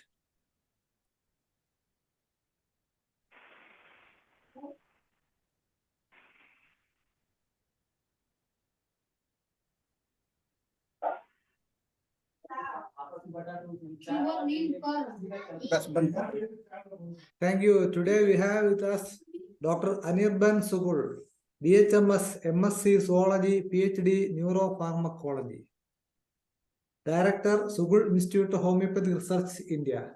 Dr. ANIRBAN SUKUL completed his MSc Zoology and PhD Neuropharmacology from Vishwabharati University, India, and Research Associate from same university. Got Bachelor in Homeopathy. Presently, he is the Director of SUKUL Institute of Homeopathy Research, Kolkata, India. Detailed clinical and experimental homeopathy, has published 29 papers in international and national journals and a book published by Pulvar Academic Publishers, the Netherlands. He has lectured on homeopathy in 14 countries across Asia, Europe, UK, and USA. Has been conferred as Junior Scientist Award India, Lifetime Achievement Award Bangladesh, Gold Medal Award UK, Man of Excellence Award Thailand, Excellency Award 2017 Bangladesh, etc. Dr. Sugul is a member of Research Committee Liga Medicorum Homeopathica Internationalis, Germany. Recently, he was nominated for the Excellence in Integrative Medicine Research Award by the European Society of Integrative Medicine. The topic is the ultra-low effects, biological basis. Looks quite interesting. On behalf of Ifph, and welcome, doctor. You can have the platform for the next 45 minutes. It's over to you. Thank you very much, Doctor, for such a wonderful introduction and nicely elaborated. Thank you very much. First of all, I should thank Dr. M.K. Sahani, respected Dr. M.K. Sahani, who has invited me to this great platform, which is working globally. And I congratulate Dr. Sahani and his wonderful team that you have been associated with this platform and making it successful for wonderful lectures from the speakers worldwide. And it's very difficult. I can understand it's very difficult to go through for such an uninterrupted days for such a long time. Once I came to this platform, I think 4 or 5 months back in Hindi language. So now it will be, the lecture will be in English. And thank you very much, Dr. Sahani, for your kind invitation. Now I share my screen. Is that visible? Yeah. Just a moment, I make it larger.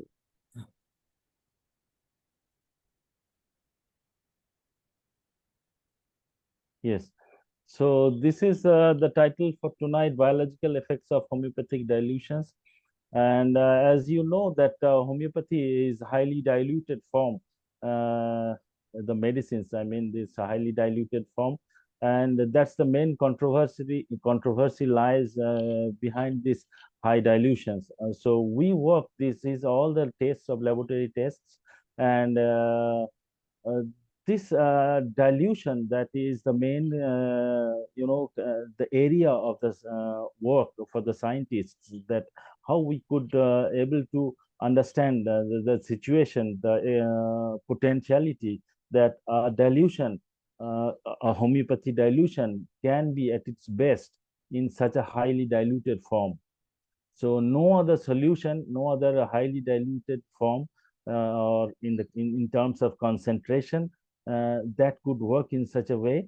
So that's the main amazing thing of homeopathy, and there lies the beauty of homeopathy, and that's the main concern of most of the scientists, those who work on the medicinal plan, I mean on the physical aspects of homeopathic medicines, which is a highly diluted form. So this is my introduction that has been given nicely. And I just wish to mention you that I am in the editor of homeopathic, clinical and experimental homeopathy. This journal is published by SUKUL Institute of Homeopathic Research.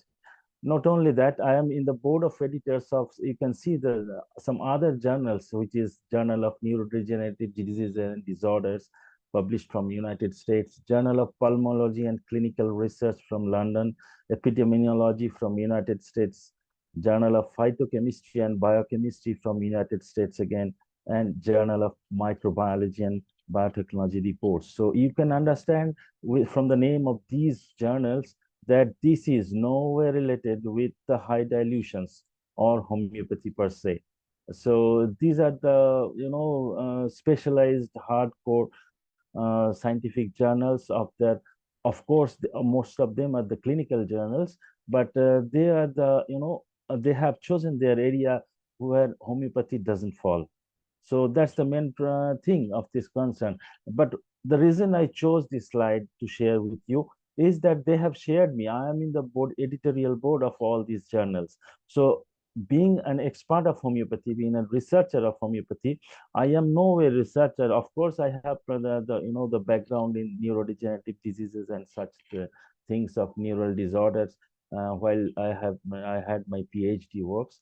But in other journals also, because they started receiving numbers of manuscripts, those who have been originated from the alternative medicines. So because in United States and UK, the homeopathy is not the way that homeopathy in India is, but there in those countries, these are the CAM or the complementary and alternative medicines. So under these CAM, this homeopathy comes with. So there are several other therapeutics that falls under the CAM, but homeopathy is of course one of the potential therapy take under this. So they have started receiving on homeopathy manuscripts. That's the reason they need to hire me. They need to such an expert who can evaluate those papers for this, the submission and ultimately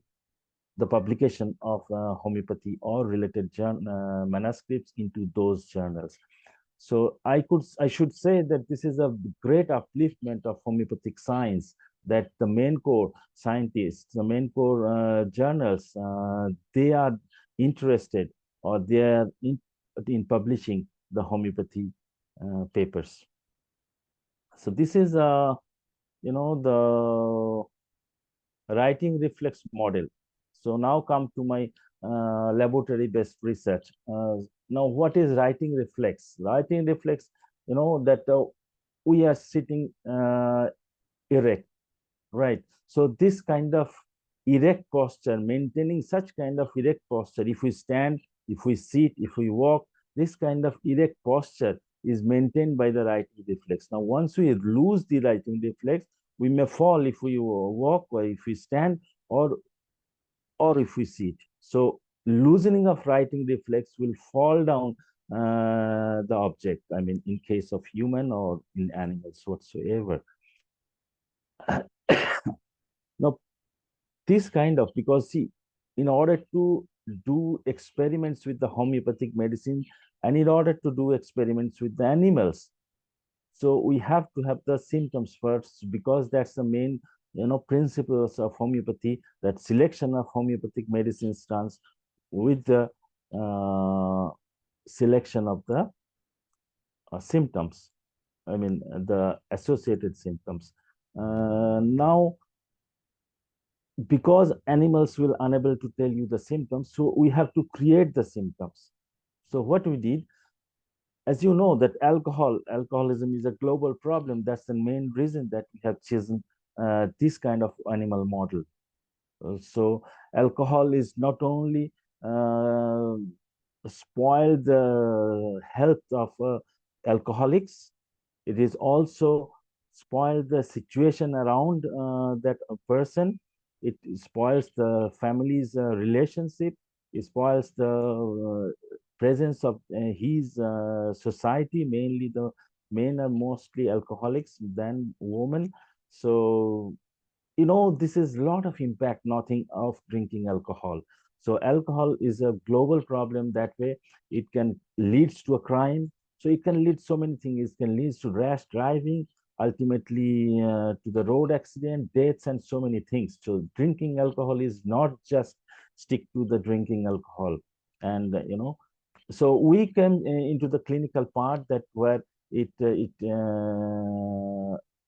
can reverse the alcoholism or the effects of alcohol. Now, loosening of writing reflex is one of the major symptoms in overdose of toxication or alcohol.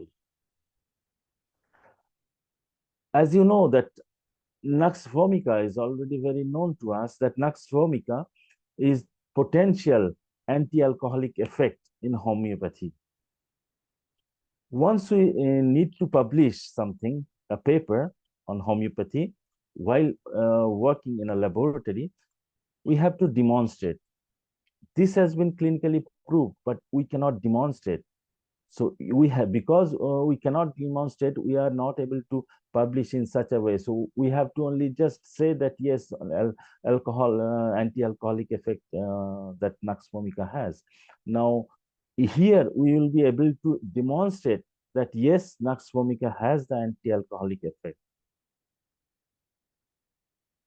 Here you can see that mouse, albino mouse, is being given through its oral route the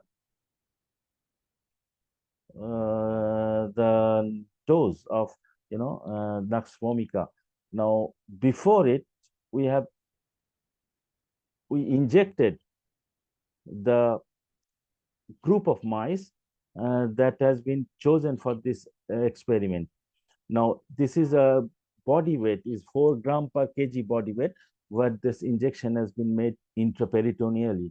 Now, soon after the injection, within 3 to 4 minutes, all the mice will tend to fall and loosening in licensing lip sacs. They are lying on one side. So this is exactly we will see on the trays of the batches of mice that have been injected. Alcohol injection has been given through the intraperitoneal part or route. Now this is the result. This, once we giving the injection, the mice will tend to fall on one side. Now this remaining of writing reflex, so mice will again tend to be in normal posture. This will take some time. Now this time, the time duration that the mice will lie is called sleep time. It's not that the sleep that we enjoy every night, but it's a sleep time is a different term, specifically coined for this experiment.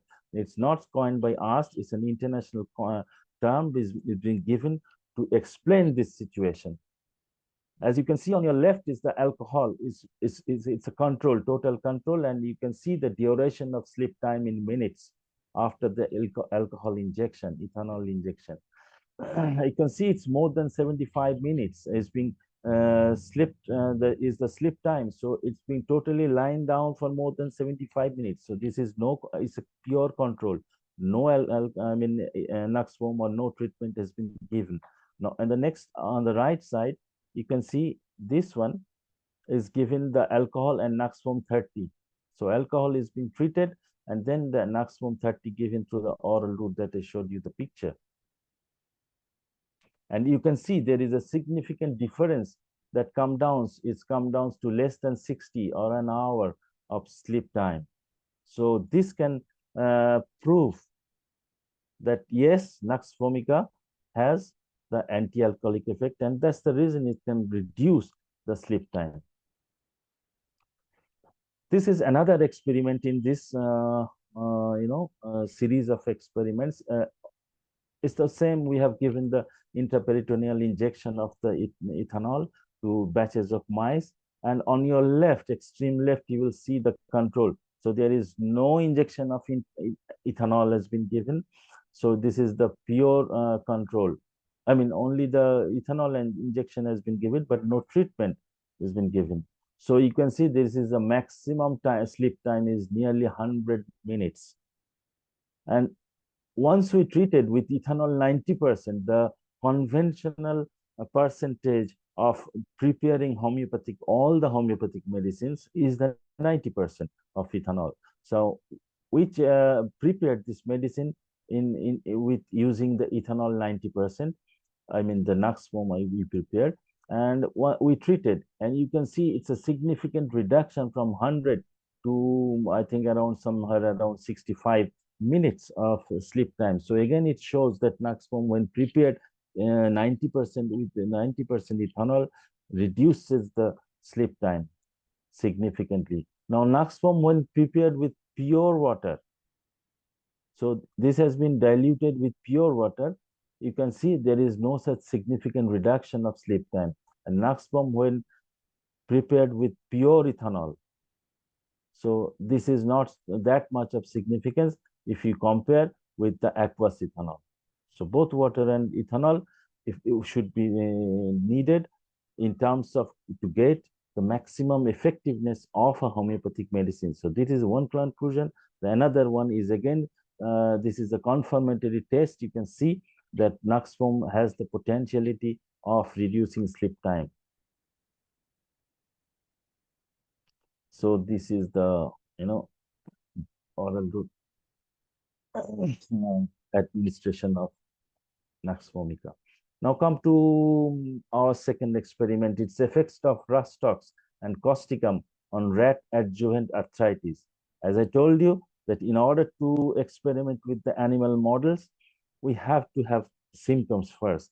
So what we did is that the adjuvant, freon adjuvant.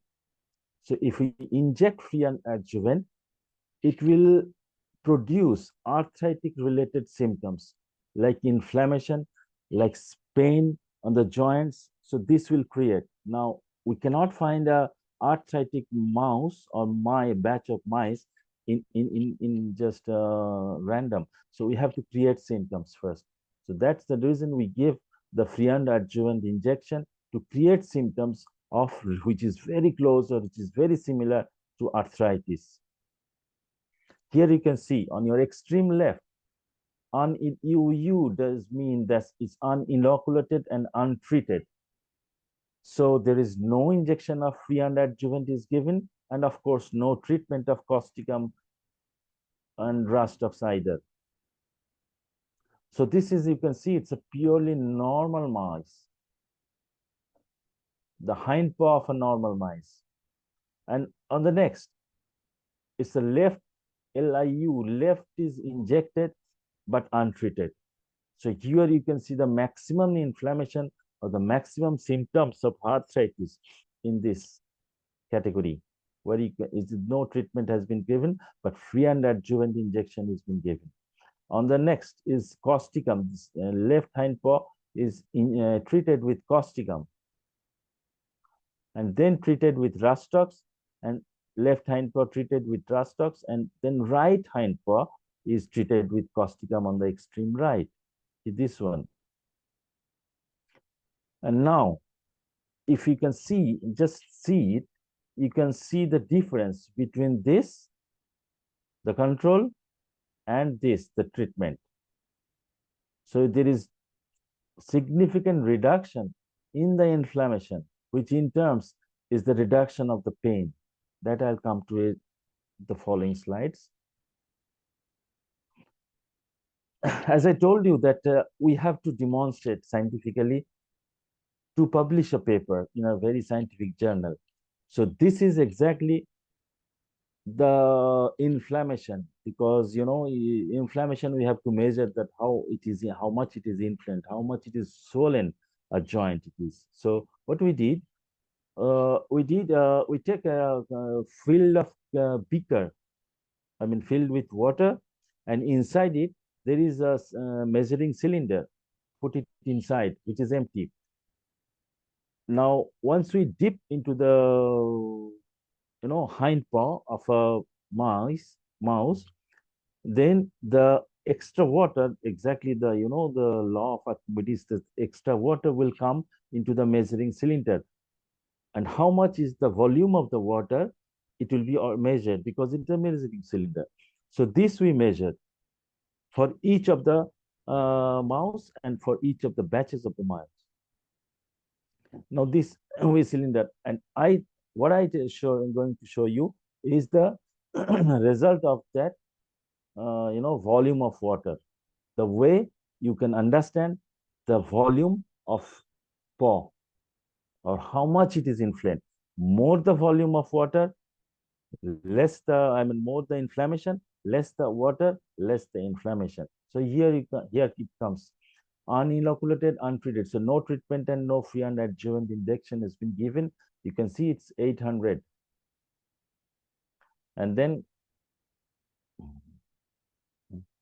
then comes LIU, that is left hind paw, is injected but untreated. So maximum inflammation is, you can see here, it's 1600.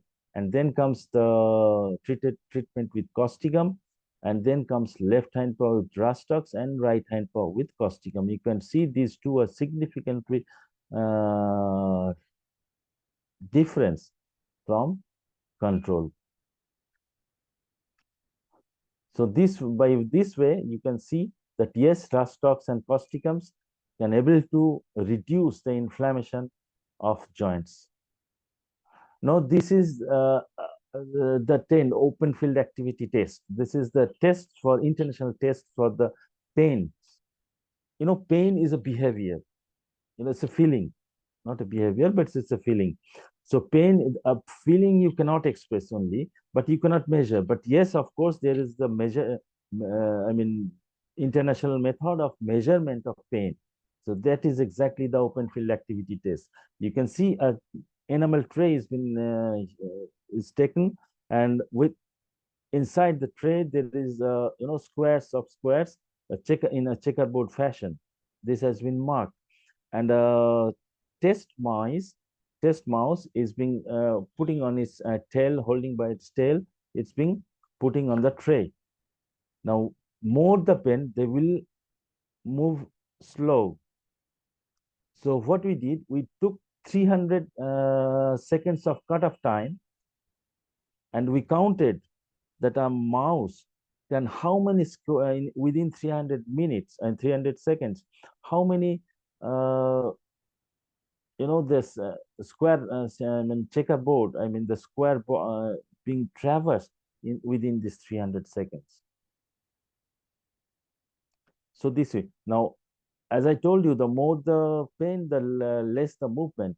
So if it is squared, covered or traversed 4 squares, so, and if it is covers 2 squares, the 2 squares traversed by a mouse is having the less pain. Here it is being tabulated here on the extreme left. You can see no injection, no free and adjuvant, no treatment, and that's the reason it can cover so many 160 boxes. And then maximum pain is here, so movement is being least here. You can cover only 80 boxes, and then treatment with causticum, and then treatment with Rastox, then treatment right hand treated with causticum. So all these 3 has been significantly reduction in the pain management for arthritis in animals. So this is another method of measuring the pain, which is called inclined floor method. You can see a wire grid. It's being placed at 70 degree, inclined. So that's the reason it's being named so, inclined floor method. And on the bottom, on the floor, there has been the bedding materials and the food materials of a mouse or a rat. Now, we place the mouse on the top of the wire grid. So once it sees at the bottom, it can see that its food is there and the bedding material is there. So it will try to come down. Now, if it having maximum pain, it will come down. It will take some time to come and reach into at the base or at the food. So that's we counted. Now, again, we have a 300-second cut-off time, because those mouse which have taking time of more than 300 seconds is being eliminated or are being eliminated from the test experiment. So there we can find that the more the pain, the less the movement or more the time. So in order to express the measure the pain. So this is exactly the tabulation. You can see how quickly, not even 5 seconds, normal mouse can come at the bottom. And this is, you can see, because it has no treatment of Rastox or causticum, so it has taken the maximum time to reach at the base. And again, you can see all these, the causticum and Rastox and causticum on the right hand paw being injected. So this taken so little time to reach at the base, so it's been highly successful in the reduction of the pain of arthritis. So this way we can conclude that homeopathic potencies have effects of animals, while causticum is more effective on the right side, Rastox is more on the left. Causticum and Rastox are the potential homeopathic medicines in rat arthritis. So as I told you that we have also worked on the physical part of the homeopathic dilutions. So these are the experiments. FTIR we have in our laboratory in SUKUL Institute in Shantiniketan. UV also we have, and this kind of X-ray diffraction or X-ray spectroscopy, this we outsource from other institutes, research institutes or universities. Now, this is a very remarkable case, as I also practice homeopathy, that I can share with you, is that the SMS syndrome. Now, what is SMS syndrome? Superior mesenteric artery syndrome is a syndrome that where the gastrointestinal vascular, the two mesenteric artery and the abdominal aorta is tied in such a way, in such syndrome, that it obstructs the intestinal food. Because intestine has not that much food, is somewhere it has been stuck by the knot of the abdominal aorta and the mesenteric artery, so the food cannot pass into the stomach. That's the reason it passes into the stomach but cannot pass, and then it comes, the thinning of the intestinal wall and thinning of the stomach wall also. So this is the symptoms of this. Now, because the food is not passing, the solid food, the patient is unable to take the food. So it will just come out because of the obstruction.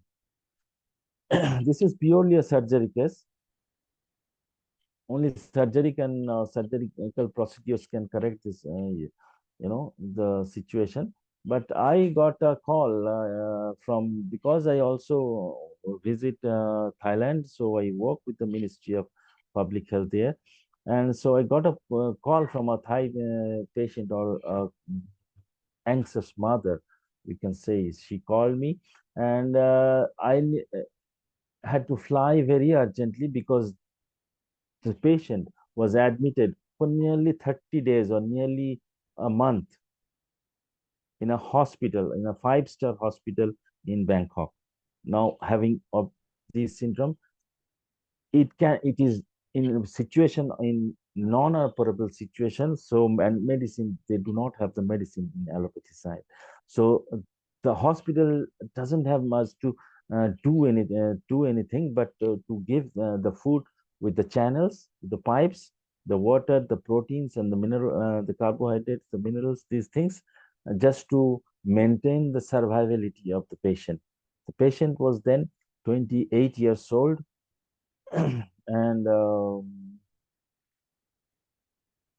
when I entered his room, that is suit, so I just see it's a pale, completely purple color, pale body of a patient lying, having only 38 kilo of body weight. Now, I was mainly called not for this disease, because of extreme level of administration of high dose antibiotics. The patient was having septicemia for the third time, and third time it was so severe, at some point, at any moment, the patient can die. So that's the reason. So my work or my duty was to survive the patient or get rid of this heavy toxication or the septicemia. So I gave medicines to come out for the septicemia. I think caliclor I gave before I gave Rastrox. And the septicemia period, because you don't have that much of time. You don't have time in days, only few hours you have to do. So you cannot do much. So if you can do, then you will be and this is, as you can see, that consult surgery suggestion.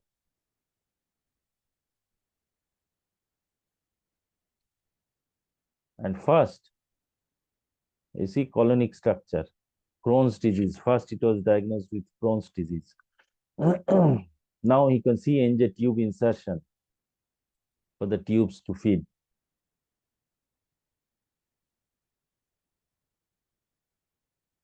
And here you can see it's being diagnosed suggestive of SMA syndrome. Samitivet Sukhumvit is a 5-star hospital in Bangkok. So very famous and with such an expertise, doctors.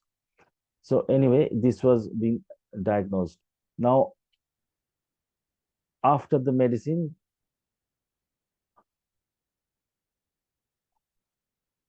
you can see that almost complete resolution of duodenal obstruction, normal small bowel transit time. And you can see this is, I think, case of 2017.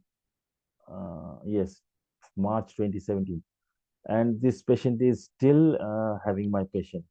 Still, I mean, till today is having my patient. I mean, having my medicines for not for this reason.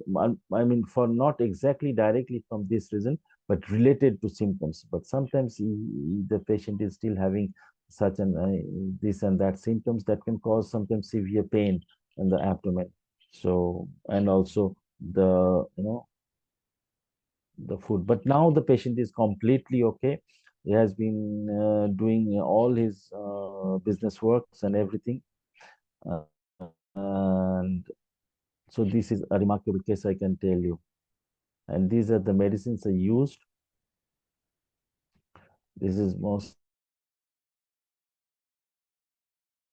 for the included the septicemia as well as this disease. In such cases, you cannot do surgery because of the thinning of the intestinal wall. You cannot do even the solid food, even a piece of rice, if it is somehow injected, will pierce the intestinal wall and come into the peritoneal cavity, which can lead to the peritonitis, and ultimately death of the patient.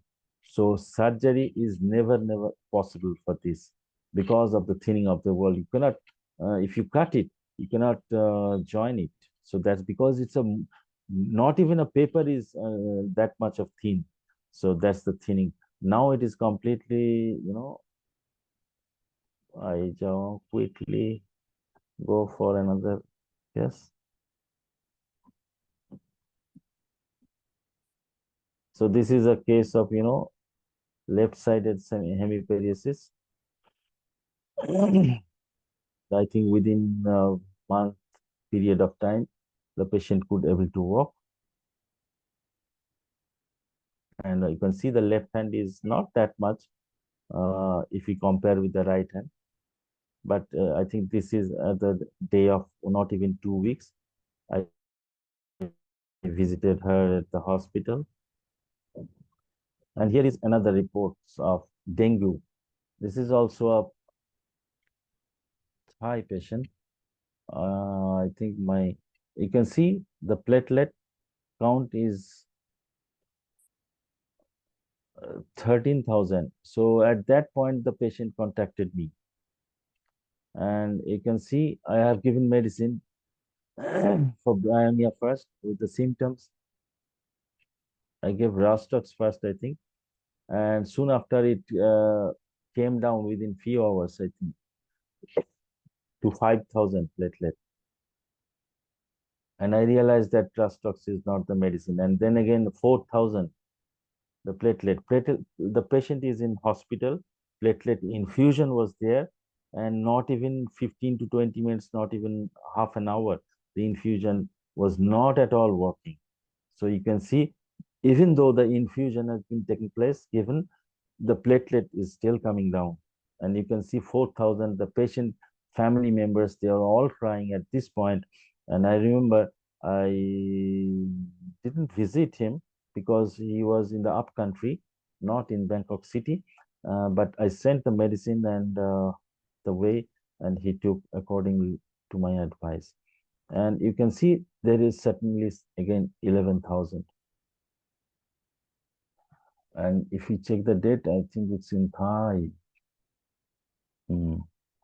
And this is again 11,000. So I think in all happened in just 2-3 days, not that much. Of course, the reports are so many. You can see, and this is a blood report of the high of liver enzymes, and then 31. You see the platelet here, and then 73, and then goes up and then becomes normal. So it's all after the total failure of allopathy in a hospital infrastructure, and where homeopathy entered. So this is was the potentiality that we all being experienced with such cases in our life at some point in our life of practice. So I just wish to share with you, because I have given homeopathic lectures for the promotion of homeopathic uh, in so many countries, maybe 20-30 countries. So just few of them I just share with you, because I wish to give you a flavor that how homeopathy or the alternative medicine is there in the western region of the world. So this is the Field Clinic Hospital in Germany. Most of the homeopathy, I mean, the alternative medicines hospitals are there on the hilltop. So because to give it's away from the city buzz, and it's being located at the hilltop to see the nature, to see the change of the climate and everything. And you can imagine, you can see that there is a plant is being planted inside the building, and this roof is a see-through, so that the light and everything is passing inside to give you the flavor of naturality, what exactly homeopathy and this alternative medicine is. So this is the hospital of the field clinic. You can see the location. And this is the inside of the infrastructure of field clinic. Is no way not less than a 3-star property. You can see the bed and everything, the corridor, and you can see he is the director, Dr. Stefan Hiller, of this field clinic hospital. This is another hospital in Paracelsus where I visited uh, for a training program in Germany. And you can see, if you notice that this wall is, it's just you can see through this glass. It's a purely glass, and the way you can see the changes of the climate, because in Europe, in every hour, every couple of hours, the weather changes. Sometimes it's been cloudy, rainy, and then sometimes a bit, less cloudy or something like that. Though all the patients, so that they not should not feel confined in a four-wall system. So that's the reason they can feel good with the changes of the climate, and they are directly related with the environment. This is Glasgow Homeopathic Hospital. Again, the same concept I have seen in the UK. So like in the Europe, and you can see the inside of the Glasgow Homeopathic Hospital. So braids, and you can see again, this is a glass wall, and you can see the trees and everything, the sunshine and everything, the changes. And I also checked a patient. I am fortunate enough that I checked a patient at Royal London Hospital for Integrative Medicine, previously known as Royal London Homeopathic Hospital, so which is under the NHS, University College London Hospital. So there was a team of doctors, and we were 6 of us, and Dr. Brian Kaplan, and he was heading the team. And we was checking a patient of nearly 72, 73 years old gentleman, and he was sitting here on this chair, and Brian was sitting here. And as you know that these Western countries, they have so many privacy policies. You cannot take pictures. So when they left, I took this. And that's the end of the concluding part of my lecture. This is the High Dilution Pharmacology and Homeopathy, a book is being written by my father, Professor N.C. SUKUL, who is the president of SUKUL Institute of Homeopathic Research and who is the founder, of course, SUKUL Institute. And he founded SUKUL Institute in the year 2000, so 24 years back. It's a purely research-based organization. Of course, we have other activities like publishing journals and organizing meetings, seminars, conferences, world congresses, everything.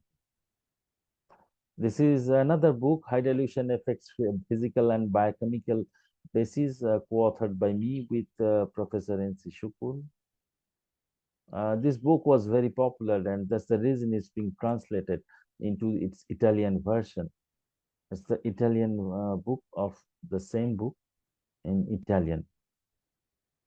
And that's the journal, Clinical and Experimental Homeopathy. I invite all of you to send manuscript, to send your paper for the publication of this Clinical and Experimental Homeopathy, your esteemed work. And this is the courses we offer. And that's the best way to conclude. We pay homage to this great man, Hahnemann, because the cemetery of Dr. Hahnemann in Paris. I really thank you very much for your patient hearing.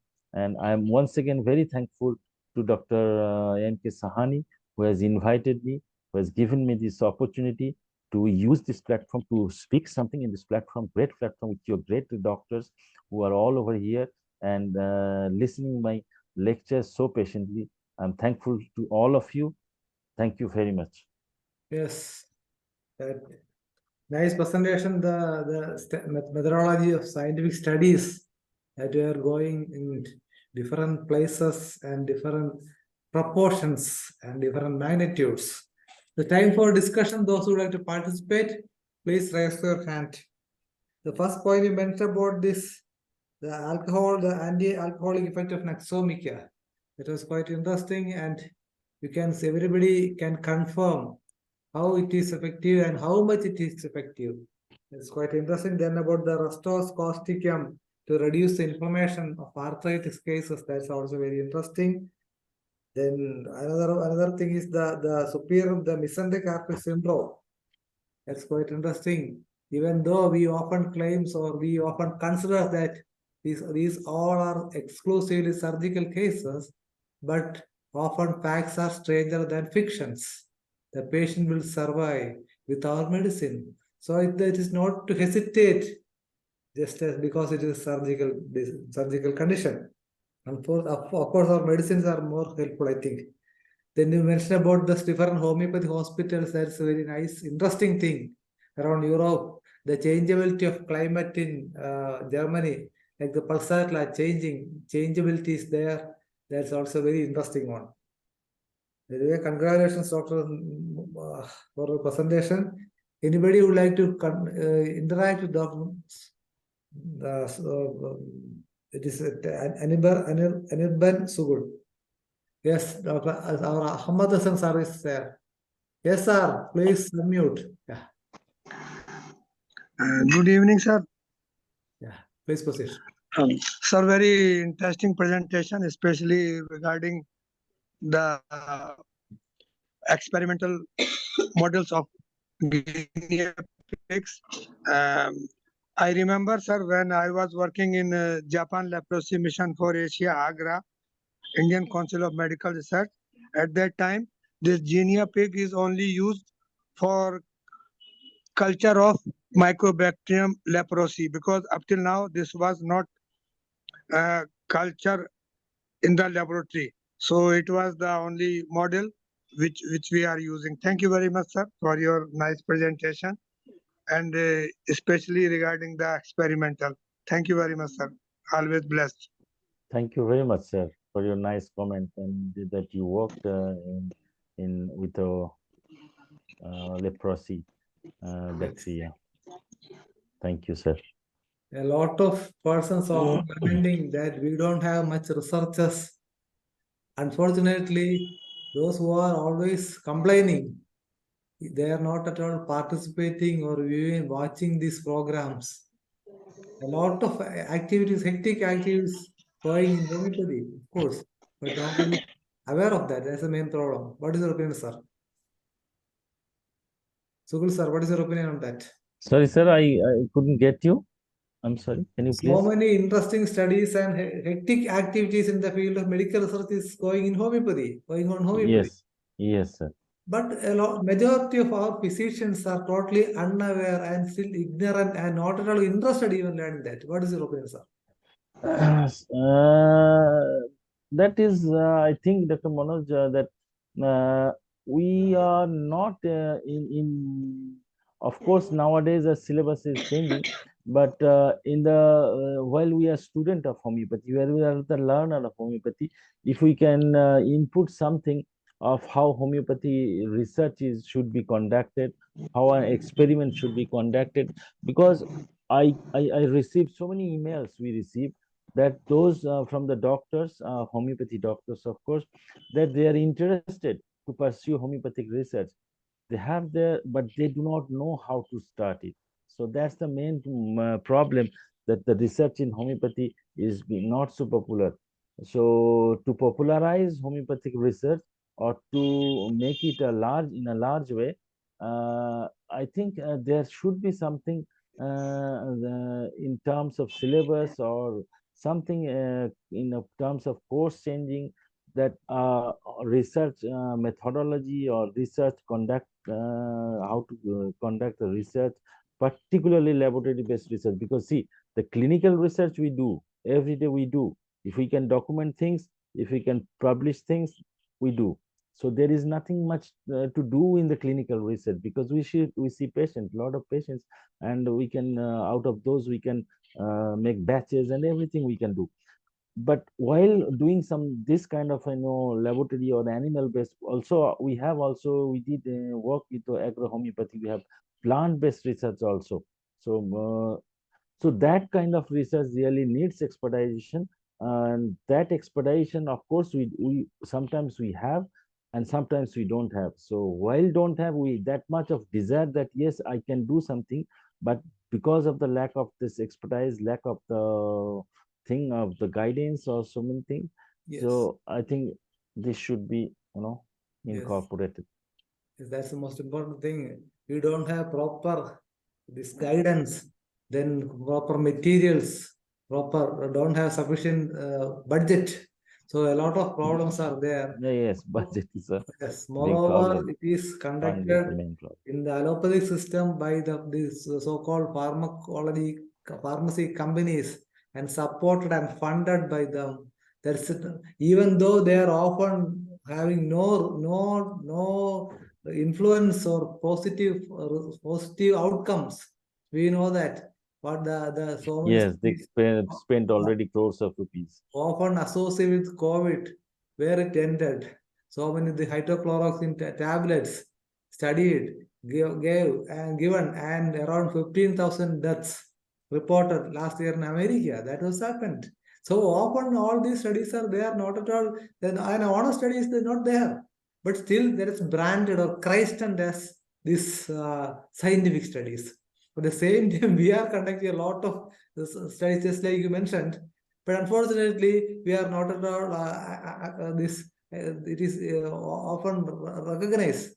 That's a major setback in the homeopathy community. As you rightly mentioned, it was not at all a part of our education system. That's also a major setback for the studies. Hamadas sir, what is your comment, sir? Yes, please.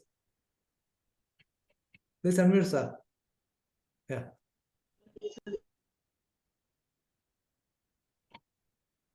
Muhammad Hassan sir, please unmute. Yes, yes. You can unmute now. Yes, sir. Yeah. Sir, actually, sir recommended about the syllabus, but I would like to mention that if you visit the Japan Leprosy Mission Asia Agra, it is near the Taj Mahal, then you will find that all laboratories donated by the students. It is written there. It is the University of Tokyo, this Osaka. So this is the problem of the donation, and mindset. And second thing, they are very proud. All laboratories they have printed it is donated by the students of such and such university, biochemistry department, microbiology department. So this is the mindset. I forget the name. Once very you can say very rich man invited by the China from. Then they ask why you are not working. So they told we are just inviting you so that you should become a good donor in your country, in India, because India has so many people which are very you can say powerful and they can donate. But here the system is not for the donation, especially on educational or research side. Thank you very much, sir. Yes, now Dr. Thanesh is the backbone of this glorious journey of IFPH. Always with patience, conducting all this, coordinating well. Dr. Thanesh. Yes, sir. It's really a very good session, but all aspect we need this kind of presentation for homeopathic propagation, because nobody know that these are the things that we can do with homeopathy. Anyway, congratulations, sir. Hopes that you will back again with some more presentation in the future. Sure, sir. Yes, Definitely. now Dr. Ram Parvez Shah. Yes, sir, please. You can unmute now, sir. Dr. Ram Parvez. Yes, sir. Hello, sir. Good evening, everyone. Very, very thanks. Nice presentation for clinical research, Rastak and Kastikam. Very nice presentation. Thank you, Thank sir. you very much, sir. Very nice. Or, sir, Happy New Year, Dr. Ahmad Hassan. This continue in IFPS session. Yes. long time seen in the IFPS session. Thank you, Dr. Moji, Dr. Ganeshi. Dhanyawad, Dr. Sir. Yes. Yes, time to conclude our session. May I invite Ahmad Hassan sir, one of our regular participants, and a lover of homeopathy, a believer of homeopathy. Sir, please, you can express a vote of thanks to our regular sir. Please, sir. Yes. Thank you very much, sir, to the IFPH umbrella, and very kind to our Dr. Sukul sir regarding the. I feel very proud if sir given me chance to interact and with me, and also Dr. Ram Parvez sir, very kind words for me, and really I am very much feel interested and feel very honored to associate with all of you. It is great work for the humanity, and you are doing more work because it is uninterrupted webinars. Thank you very much, sir. Always Almighty bless all the IFPH umbrella and their participants. Thank you, sir. Yes. So I think the important thing, I think we must always use the potencies instead of this ultra dilutions, because Animan mentioned about that. It is in fact not all mere dilutions, but potencies. So that is another, I think, my suggestion. With the remark, let me conclude today's English edition. Hope you to meet the same day tomorrow. Till then, goodbye. And Dr. Thanesh for the continuation of program in Malayalam. Thank you. Thank you, Dr. Manoj. There is an announcement for tomorrow. Tomorrow we will have a session from Dr. Amandeep Kaur. She will be presenting role of homeopathy in anxiety disorder.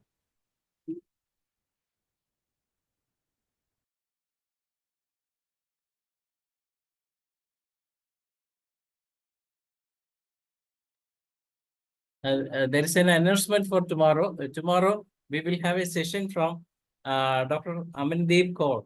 Yes, sir, we heard, doctor. We heard. Yes. You can proceed to. I thought that you might have heard. No. Okay. നമസ്കാരം. IFBH-ന്റെ 1141 23ാമത് ദിന മലയാള വിഭാഗ webinar ഇവിടെ തുടങ്ങുകയാണ്. വെബിനാറിന്റെ ആദ്യ ഭാഗമായി 1 minute മൗന പ്രാർത്ഥനയാണ്.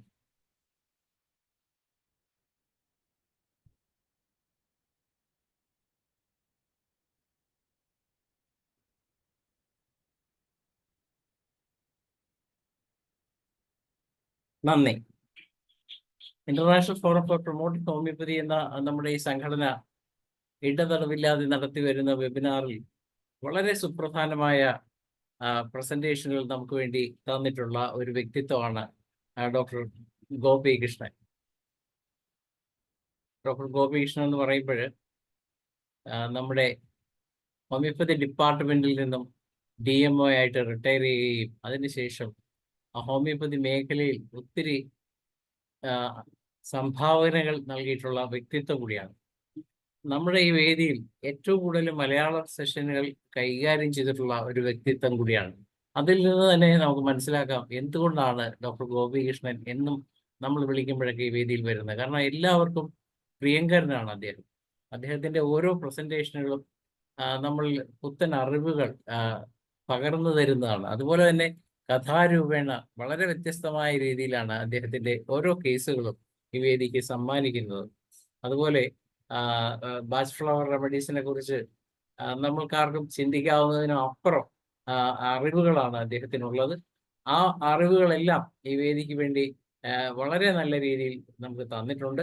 അതുപോലെ തന്നെ അതിനുശേഷം അദ്ദേഹത്തിന് മറ്റ് പല ചികിത്സാ സമ്പ്രദായങ്ങളിലും വളരെ നല്ല കാര്യങ്ങൾ അറിവുകളുണ്ട്. ആ അറിവുകളെ കുറിച്ചും ഈ വേദിക്ക് അദ്ദേഹം നമുക്ക് വേണ്ടി അറിവ് പകർന്നു തന്നിട്ടുണ്ട്. അപ്പൊ തീർച്ചയായും എന്തുകൊണ്ടും നമുക്ക് ഹോമിയോപ്പതി ഡോക്ടർമാർക്ക് അഭിമാനിക്കാവുന്ന ഒരു വ്യക്തിത്വമായ ഡോക്ടർ എൻ ഗോപികൃഷ്ണൻ സാറിനെ ഈ വേദിയിലോട്ട് നാം ക്ഷണിക്കുകയാണ്. അദ്ദേഹത്തിന്റെ ചികിത്സാ അനുഭവങ്ങളാണ് നമുക്ക് വേണ്ടി പങ്കുവെക്കുന്നത്. അപ്പൊ തീർച്ചയായും ഈ സന്ധ്യാസായാഹ്നത്തിൽ നമുക്ക് സ്വാഗതം ചെയ്യാം ഡോക്ടർ ഗോപികൃഷ്ണൻ സാർ. സ്വാഗതം sir. Thank you. Happy new year to everybody. Happy new year.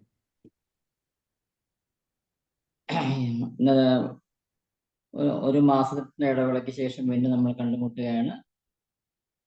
എൻ്റെ വന്ധ്യപിതാവ് അന്തരിച്ച അപ്പുകുട്ട മേനോനെ ഈ ജന്മത്തിലെ എൻ്റെ ഗുരുനാഥയായ അമൃതാനന്ദമയിലെ സ്മരിച്ചുകൊണ്ട് ഇന്ന് വീണ്ടും നമ്മൾ ക്ലാസ്സിലേക്ക് കിടക്കുകയാണ്. ബാച്ചുലർ റെമഡീസിനെ തന്നെ നാം വീണ്ടും ഡീറ്റെയിൽ ആയിട്ടുള്ള ക്ലാസ്സിലേക്ക് തന്നെ വീണ്ടും പോവുകയാണ്. ഓരോ ക്ലാസ് കഴിയുന്തോറും നിങ്ങൾക്ക് അതിൽ കൂടുതലായിട്ട് എളുപ്പത്തിൽ പ്രിസ്ക്രിപ്ഷൻ ചെയ്യാനുള്ള മെത്തേഡുകളും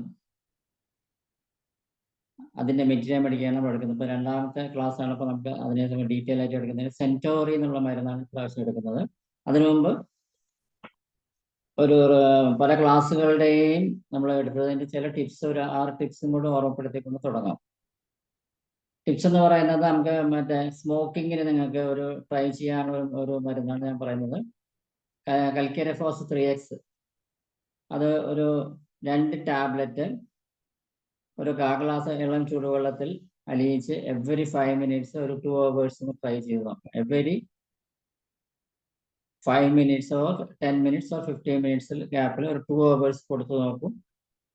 ഫ്യൂ ഡോസസിന് ശേഷം അവർക്കൊരു മാനസികമായിട്ട് തന്നെ ഒരു അവേർഷൻ ടു സ്മോക്കിംഗ് സംഭവിക്കുന്നതാണ്.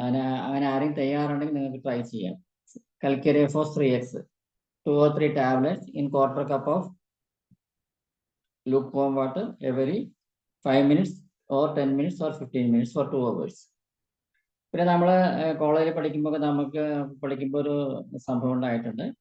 അത് നമ്മൾ നാറ്റർമൽ 6xന്റെ ഉപയോഗമാണ് പറയുന്നതിൽ ഇൻസെക്ട്സ് ബൈറ്റിന് ശരിക്കും പറഞ്ഞാൽ ഞങ്ങൾ താമസിക്കുന്ന ലോഡ്ജിന്റെ ഓണറുടെ കുട്ടി ഈ ഉറുമ്പിന്റെ കൂട്ടിൽ അറിയാണ്ടപ്പെട്ടു ഒരു നടക്കണ പ്രായമാകുമ്പോൾ മേലെ മുഴുവൻ തിണർത്ത് എന്താ ചെയ്യേണ്ട അറിയാം. സന്ധ്യാസമയമായിരുന്നു. അപ്പോൾ ഞാനും എൻ്റെ റൂംമേറ്റ് ഡോക്ടർ ജയേഷ് സംഘം കൂടിയിട്ട് പറഞ്ഞു എന്താ ചെയ്യേണ്ടതെന്നുള്ളൊരു കൺഫ്യൂഷൻ. അപ്പോൾ ജയേഷ് പറഞ്ഞു നമുക്ക് കാര്യം ചെയ്യാം, നമുക്ക് സാൾട്ട് ഭയങ്കര ആൻറ്റി ഇൻഫ്ലമേറ്ററി അല്ലെങ്കിൽ ഇങ്ങനത്തെ കണ്ടീഷൻ ഒരു ബക്കറ്റിൽ വെള്ളം നിറച്ചാൽ ഒരു 1/4 കിലോളം ഉപ്പ് മിക്സ് ചെയ്ത് ആ കുട്ടി അതിനകത്ത് പിടിച്ചൊരു 10 മിനിറ്റോളം നിർത്തി നോക്കി. നമ്മൾ കഴുത്തറ്റം വെള്ളത്തിൽ ഇരുത്തി നോക്കി. ഒരു 10-15 മിനിറ്റ്സ് കഴിഞ്ഞപ്പോൾ ഈ ഇറുമ്പ് കടിച്ചതിൻ്റെ എല്ലാ വേദനയും പാടുകളും എല്ലാം പോയി.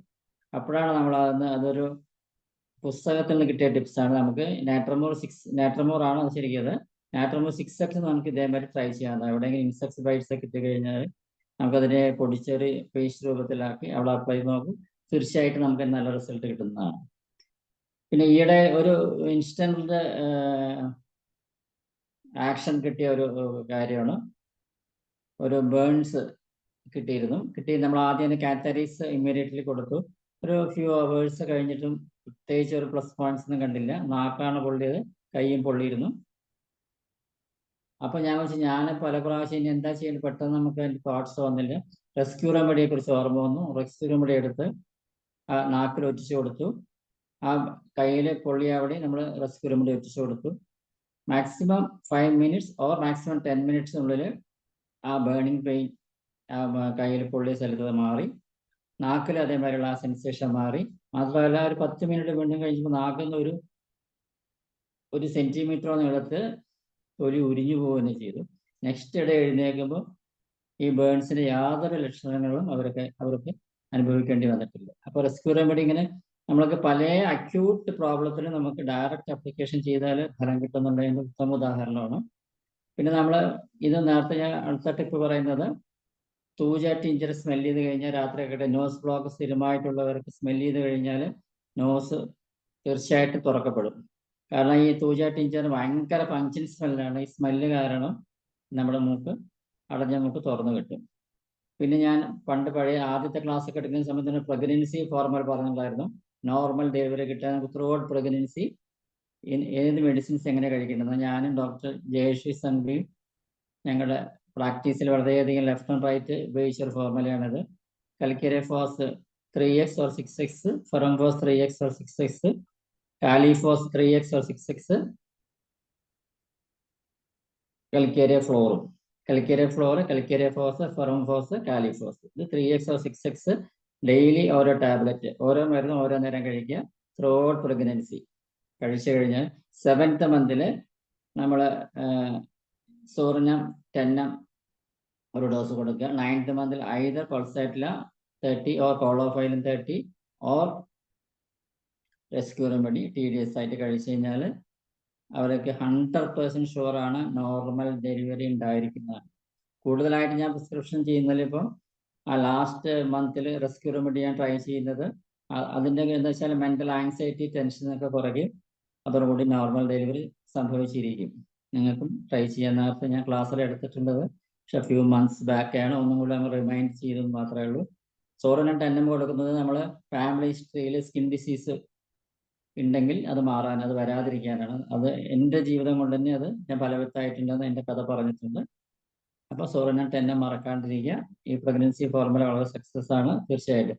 അതേമാതിരിയാണ് നമ്മൾ ആർണിക്കും 30, കൽക്കിരഫ്ലോർ 30 ഞാൻ പറഞ്ഞിട്ടുണ്ട്. അനിമൽസിന് നമ്മൾ ഡെലിവറിക്ക് 1-2 മാസം മുമ്പ് കൊടുക്കുകയാണെങ്കിൽ ആ അനിമൽ സുഖപ്രസവത്തിലേക്ക് എത്തിച്ചേരുന്ന വെറ്റിനറി ഡോക്ടേഴ്സ് എന്നോട് പേഴ്സണലായിട്ട് പറഞ്ഞിട്ടുണ്ട്.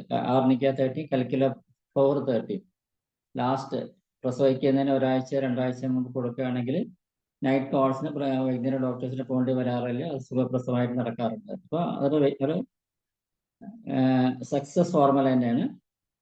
പിന്നെ നമുക്ക് ഇക്കാലത്ത് ജനിക്കുന്ന കുട്ടികളൊക്കെ അല്ലേ വളരെയധികം ഹൈപ്പർ ആക്റ്റീവ് കുട്ടികളാണ്, അല്ലെങ്കിൽ പ്രോബ്ലമാറ്റിക് കുട്ടികളാണ്.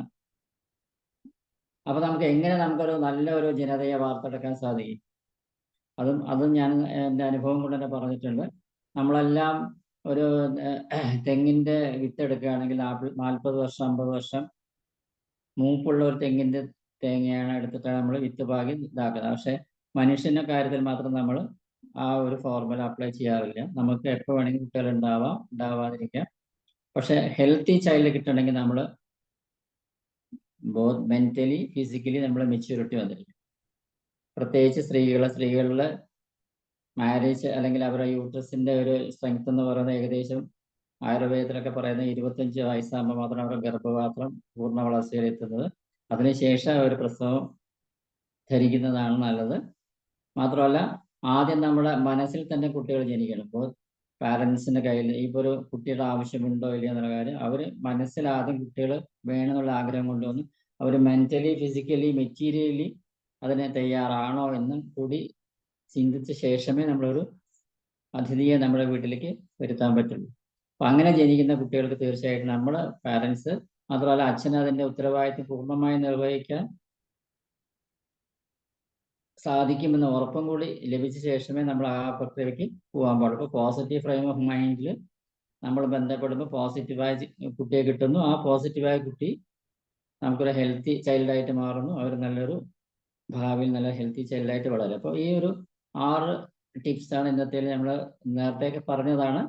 അപ്പോൾ ആൾവേസ് നമ്മൾ പറയുന്ന റെസ്ക്യൂ റെമഡിയുടെ multiple uses, always carry a bottle of rescue remedy whenever and wherever you go. It will help you to serve others and for yourself.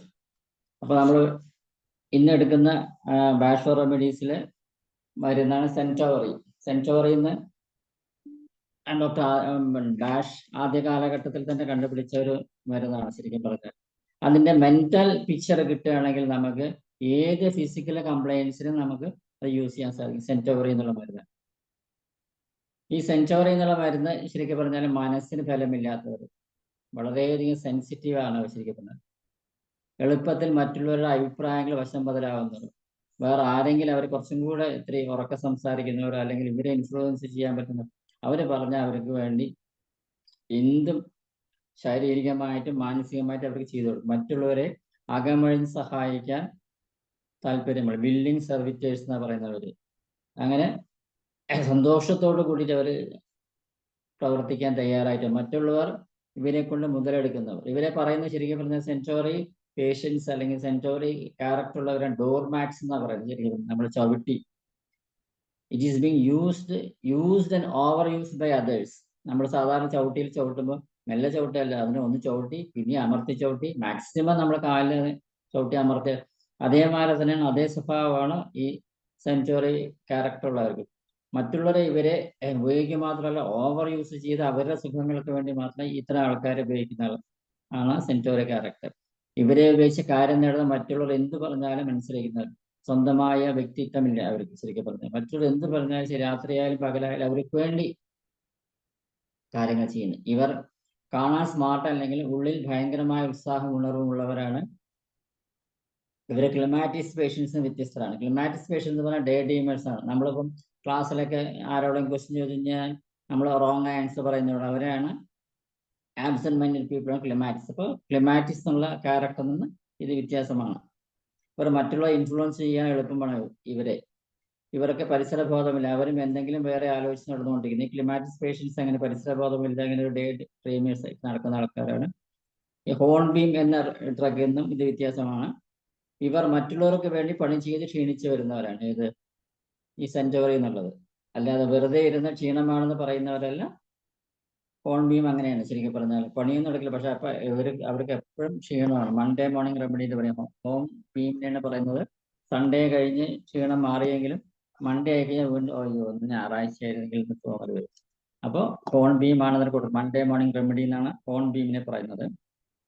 ഈ സെൻറ്റോറി ഇത് ഷണ്ടകൂട അല്ലെങ്കിൽ കലഹപ്രിയരല്ല. ഇവര് വളരെ സെൻസിറ്റീവാണ്, വളരെ പെട്ടെന്ന് മറ്റുള്ളവർക്ക് കാര്യങ്ങൾ ചെയ്തു കൊടുക്കുന്നവരാണ്.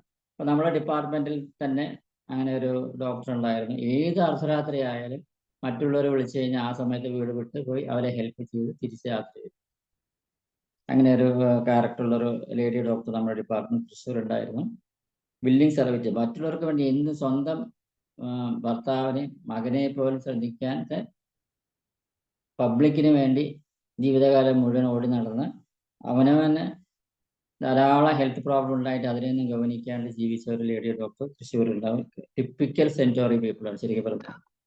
നമ്മൾ ശരിക്കും പറഞ്ഞാൽ ആ സെൻറ്റോറി ഈ ക്യാരക്ടറുള്ള സിനിമയൊക്കെ നമുക്ക് വന്നിട്ടുണ്ട്. വലിയേട്ടൻ മമ്മൂട്ടിയുടെ സിനിമ, അതിലെ ക്യാരക്ടർ കുടുംബത്തിന് വേണ്ടി ജീവിച്ച് അവനവനെ തന്നെ ജീവിക്കാൻ മറന്നുപോയത്. പക്ഷെ അവസാനം അവർക്ക് നമ്മൾ അങ്ങനെ ക്യാരക്ടറുള്ളവർക്ക് സെൻറ്റോറി എന്നുള്ള മരുന്ന് കൊടുത്ത് നമുക്ക് അവരെ സ്വന്തം ജീവിതം എൻജോയ് ചെയ്യാൻ പഠിപ്പിച്ച് അവരെ സ്വന്തം കാലിൽ നിർത്താൻ സാധിക്കുന്നതാണ് ഈ മരുന്നിന്റെ പ്രത്യേകത. മറ്റുള്ളവർ പറയുന്ന അതേപടി അനുസരിക്കും, സ്വന്തമായ ആഗ്രഹങ്ങൾ നടപ്പാക്കാത്തവരാണ്. അതിൻ്റെ ജീവിതത്തിൽ സന്തോഷം ഇവർ അനുഭവിക്കുന്നത്. അവർ സ്വന്തം ജീവിതത്തിൽ സന്തോഷമൊന്നും എൻജോയ് ചെയ്യില്ല. മറ്റുള്ളവർക്ക് വേണ്ടി എന്തും ചെയ്യാൻ ഇവർ വില്ലിങ് സർവീറ്റേഴ്സ്, ഡോർമാറ്റ്സ് ആണ്. അവർ സ്വന്തം ജീവിതം നോക്കണം എന്നുള്ള വിചാരമൊന്നും ഇരിക്കില്ല. ഫാമിലിക്കും പാരൻസിനും വേണ്ടിയും തന്റെ വിലപ്പെട്ട സമയം കളയുന്നവരാണ്. ശരിക്കും പറഞ്ഞാൽ മറ്റുള്ളവർക്ക് വേണ്ടിയിട്ട് തന്റെ സമയം കളയുക, സ്വന്തമായിട്ടൊന്നും ചെയ്യാണ്ട്. ഇവർ ഫാമിലി ബിസിനസ് തുടർന്ന് കൊണ്ടുപോകാൻ താല്പര്യം കാണിക്കും. ശരിക്കും പറഞ്ഞാൽ ഫാമിലിയിൽ ഇപ്പൊ അച്ഛന്റെ സ്വത്ത്, മുത്തച്ഛന്റെ സ്വത്ത്, അമ്മയുടെ സ്വത്തൊക്കെ ആണെങ്കിൽ എഫർട്ട് ഒന്നും എടുക്കണ്ട, ആ കസാല കയറി ഇരുന്നാൽ മതിയല്ലോ. അപ്പോൾ സ്വന്തമായ ആഗ്രഹത്തിനനുസരിച്ച് ജീവിതം പടുത്തു ഉയർത്താത്തവരാണ് വരുത്തുക. സ്വന്തം താല്പര്യം എന്താണ്, അല്ലാണ്ട് ഇന്ന് ചിന്തിക്കാണ്ട് കാര്യങ്ങൾ നടത്തുന്നവരാണ് ഇവർ. ഇങ്ങനെ ഇവർ സ്വന്തം ജീവിതം നശിപ്പിച്ച് ഒരു സെർവന്റിനെ മാതിരി ജീവിതം നയിക്കുന്നു. സഹായം ആവശ്യം മറ്റുള്ളവർക്ക് മാത്രം സഹായം നൽകുന്ന പ്രകൃതക്കാരാണ് ഇവർ. എല്ലാവരെയും സഹായിക്കാൻ ഇവർ തയ്യാറാണ്. ദീർഘകാല രോഗത്തിന് ശേഷം ക്ഷീണം മാറുന്നതിന് ഈ മരുന്ന് നല്ലതാണ്. സ്വന്തമായി ഇവർ ആരോഗ്യം വീണ്ടെടുക്കാൻ ശ്രമിക്കുന്നില്ല. ഇവർ മറ്റുള്ളവർക്ക് വേണ്ടി ജീവിച്ച് സ്വന്തം ആരോഗ്യം തന്നെ ക്ഷയിച്ചു പോകുന്ന ഒരു കൂട്ടരാണ് ഇവർ. ഇപ്പം വില്ലിംഗ് സർവീസേഴ്സ് ആണ്, ഡോർ മാറ്റ്സ് ആണ്. ഇവർക്ക് വരുന്ന എല്ലാ ഫിസിക്കൽ പ്രോബ്ലത്തിനും മെന്റൽ പ്രോബ്ലംസിനും നമുക്ക് ഈ ഒരു ഡ്രഗ് ഉപയോഗിക്കാൻ സാധിക്കും. മറ്റുള്ളവർക്ക് വേണ്ടി ജീവിതം ഒഴിഞ്ഞു വെക്കുക, എച്ച്ആർ സർവീസ്, അല്ലെങ്കിൽ നമ്മൾ എയർ ഇന്ത്യ വിമാനത്തിന്റെ advertisement, yours obedient, yours faithfully എന്നുള്ള ക്യാരക്ടർ വലിയേറ്റം സിനിമയിലെ ക്യാരക്ടർ. മറ്റുള്ളവരെ സന്തോഷിപ്പിക്കാനും അവരെ കൂടെ നിർത്താനും ഇഷ്ടം. മറ്റുള്ളവർക്ക് ജീവിതത്തിൽ പ്രയോറിറ്റി കൊടുക്കുക, അവനു വേണ്ടി ജീവിതത്തിൽ ജീവിക്കാൻ മറന്നവർ. ഇവർ സ്വന്തം ക്ഷീണവും വൈയായികം മറക്കും. നമ്മുടെ ഹെൽത്ത് ഡിറ്റീറിയേറ്റ് ചെയ്യാൻ തുടങ്ങും. Dependent personality disorder. ഇതിൽ പറയുന്നത് ഈ ഒരു പ്രത്യേക ക്യാരക്ടർ, നമ്മളെ സ്വയം നമ്മളെ തന്നെ നോക്കാണ്ട് മറ്റുള്ളവർക്ക് വേണ്ടി ജീവിക്കുക, അല്ലെങ്കിൽ അവർ പറഞ്ഞ കേൾക്കുക, അങ്ങനെ ഒരു ക്യാരക്ടർ ഡെവലപ്പ് ചെയ്ത് കഴിഞ്ഞാൽ ഇതിൽ സൈക്കോളജിക്കായിട്ട് പറയുന്നതാണ് ഡിപ്പെൻഡന്റ് പേഴ്സണാലിറ്റി ഡിസോർഡർ എന്നാണ് ഇതിന് പറയുന്നത്. അതേ ക്യാരക്ടറുള്ള വേറെ ഡ്രഗാണ് സിറാറ്റ്. അവർ മറ്റുള്ളവരെ സർവീസ് ചെയ്യുന്നതിൽ ആനന്ദം കണ്ടെത്തുന്നു. എന്താണ് മറ്റുള്ളവർ എന്നെ മാതിരി ആവാത്ത എന്ന് ചിന്തിക്കുന്നു. സെർവൻ ആൻഡ് മാസ്റ്റർ റിലേഷൻഷിപ്പായി ജീവിക്കുന്നവരായിരിക്കും. സർവീസ് പോയി ഡ്യൂട്ടി ഓവർ ടൈമായി മാറുന്നവർക്ക്. അതിപ്പോ ആദ്യമൊക്കെ നമ്മൾ സർവീസ് ആയി തോന്നും, പിന്നെ അതൊരു ഡ്യൂട്ടി ഓവർ ടൈമായിട്ട് ചെയ്തവര് മാനസികവും ശാരീരികവുമായ ക്ഷീണങ്ങൾ വരുത്തി വയ്ക്കും. സ്റ്റാമിന കുറയുന്നു, മനസ്സ് വിചാരങ്ങളൊക്കെ ഇത് അഫക്റ്റ് ചെയ്യും. അവനവന്റെ ഉത്തരവാദിത്തം മാറുന്നു. ഇവർക്ക് ഉണ്ടാവുന്ന ഫിസിക്കൽ കണ്ടീഷൻസ് ആണ് ഹൈപ്പർ ടെൻഷൻ. വില്ലോ എന്ന ഡ്രഗും ഇതിന് ഉപയോഗിച്ച് ഹൈപ്പർ തൈറോയിഡിസം ഇവർക്ക് വരുന്ന സൂക്കുകളാണ്. വെർവേ എന്നുള്ളതിനുണ്ട്. ഇൻസുലിൻ ഡിപ്പെൻഡന്റ് ഡയബറ്റീസിന് ഇത്തരം സ്വഭാവ വൈകല്യങ്ങളൊക്കെ വരികയാണെങ്കിൽ അതിനെ ചികിത്സിക്കാനായിട്ട് ഇത് കൊടുക്കാം. സോഫ്റ്റ് ടിഷ്യൂ റൊമാറ്റിസം, റൊമാറ്റിക് ആർത്രൈറ്റിസ് എന്നീ ഫിസിക്കൽ കണ്ടീഷൻസിനും ഈ മെന്റൽ ക്യാരക്ടറുള്ള രോഗികളെ നമുക്ക് കിട്ടുകയാണെങ്കിൽ ചികിത്സിച്ച് മാറ്റാം. ഇത് 5 എതിലുള്ള ഒരു നല്ലൊരു പുഷ്പമാണ്. ശരിക്കും പറഞ്ഞാൽ ഇത് കാണാൻ നല്ല ഭംഗിയുള്ളത്. അപ്പൊ ഇത്രയും കാര്യങ്ങളാണ് സെൻചോറയെ കുറിച്ച് പറയാനുള്ളത്. സ്വന്തം ജീവിതത്തിൽ നോക്കാണ്ട് മറ്റുള്ളവർക്ക് വേണ്ടി ജീവിതം ഒഴിഞ്ഞു വെച്ച്, അല്ലെങ്കിൽ അവർക്ക് വേണ്ടി ജീവിച്ച് സ്വന്തം ഹെൽത്ത് നോക്കാണ്ട്, അല്ലെങ്കിൽ സ്വന്തം ആഗ്രഹങ്ങൾ നോക്കാണ്ട് ജീവിതം മുന്നോട്ട് പോയി അവസാന ഹെൽത്ത് ഡിറ്റീറിയേറ്റ് ചെയ്ത് അവർക്ക് ഫിസിക്കൽ പ്രോബ്ലംസ് വരുമ്പോൾ ചികിത്സിച്ച് നമ്മളവർക്ക് ഭേദപ്പെടുത്തുന്ന ഒരു ക്യാരക്ടറാണ് സെൻചോറി എന്നുള്ള മരുന്ന്. ഇനി കുറെ ഒരു 8-10 കേസ് ഹിസ്റ്ററീസ് ഉള്ളത് നമ്മൾ പറയാം. ഒരു പേഷ്യന്റ് ഡോക്ടർക്ക് എഴുതിയ കത്താണ് ഞാൻ വായിക്കുന്നത്. എൻ്റെ അമ്മ വളരെ സമർത്ഥയാണ്. അതായത് സമർത്ഥ എന്ന് പറഞ്ഞാൽ പ്ലാറ്റിനം ടൈപ്പ് പേഷ്യൻസ് ശരിക്കും പറഞ്ഞാൽ നമ്മൾ പറയുകയാണെങ്കിൽ, ഞാൻ ഒരു കാര്യവും അമ്മയോട് പറയാൻ ധൈര്യപ്പെടാറില്ല. എൻ്റെ സ്വന്തം ഇഷ്ടപ്രകാരം കുറച്ചു നേരമെങ്കിലും സ്വസ്ഥമായി പോകാൻ എനിക്ക് ധൈര്യമില്ല. അങ്ങനെ ചെയ്താൽ ഉണ്ടാകുന്ന ഭവിഷ്യത്ത് ആലോചിച്ച് ഞാൻ അമ്മയോട് കാര്യങ്ങൾ അവതരിപ്പിക്കാറില്ല. എനിക്ക് പെയിന്റിങ് ഇഷ്ടമാണ്, പക്ഷെ ക്ഷീണം കാരണം ചെയ്യാൻ സാധിക്കുന്നില്ല. അതിനുള്ള സമയം കിട്ടുന്നില്ല, എനർജി ഇല്ല. എനിക്ക് ഭയങ്കര ക്ഷീണമാണ്. എനിക്ക് സ്വന്തമായ കാര്യങ്ങൾ ചെയ്യണമെന്ന് ആഗ്രഹമുണ്ട്. ഇവിടെ നിന്ന് മാറി നിൽക്കണമെന്ന് തോന്നുന്നുണ്ട്. കുറെ വിശ്രമം എടുക്കണമെന്ന് തോന്നാറുണ്ട്. ഒരു ഫാമിലി വന്ന് എന്നെ പുറത്തു കൊണ്ടുപോകാമെന്ന് പറഞ്ഞു, പക്ഷേ അമ്മ ഇത് കേട്ടപ്പോൾ ഭയങ്കര കോപം വന്ന് പോവുകയാണെങ്കിൽ അവരെ കൂടി കൊണ്ടുപോകണമെന്ന് ശഠിച്ചു. എൻ്റെ ഭർത്താവ് എന്നെ സപ്പോർട്ട് ചെയ്തെങ്കിലും എനിക്കന്ന് പോകാൻ സാധിച്ചില്ല. അവർ എത്ര നല്ലവരാണ്, എനിക്ക് അവരുടെ കൂടെ പോയിക്കോട്ടെ എന്ന് ഭർത്താവ് പറഞ്ഞെങ്കിലും എനിക്കത് സാധിച്ചില്ല.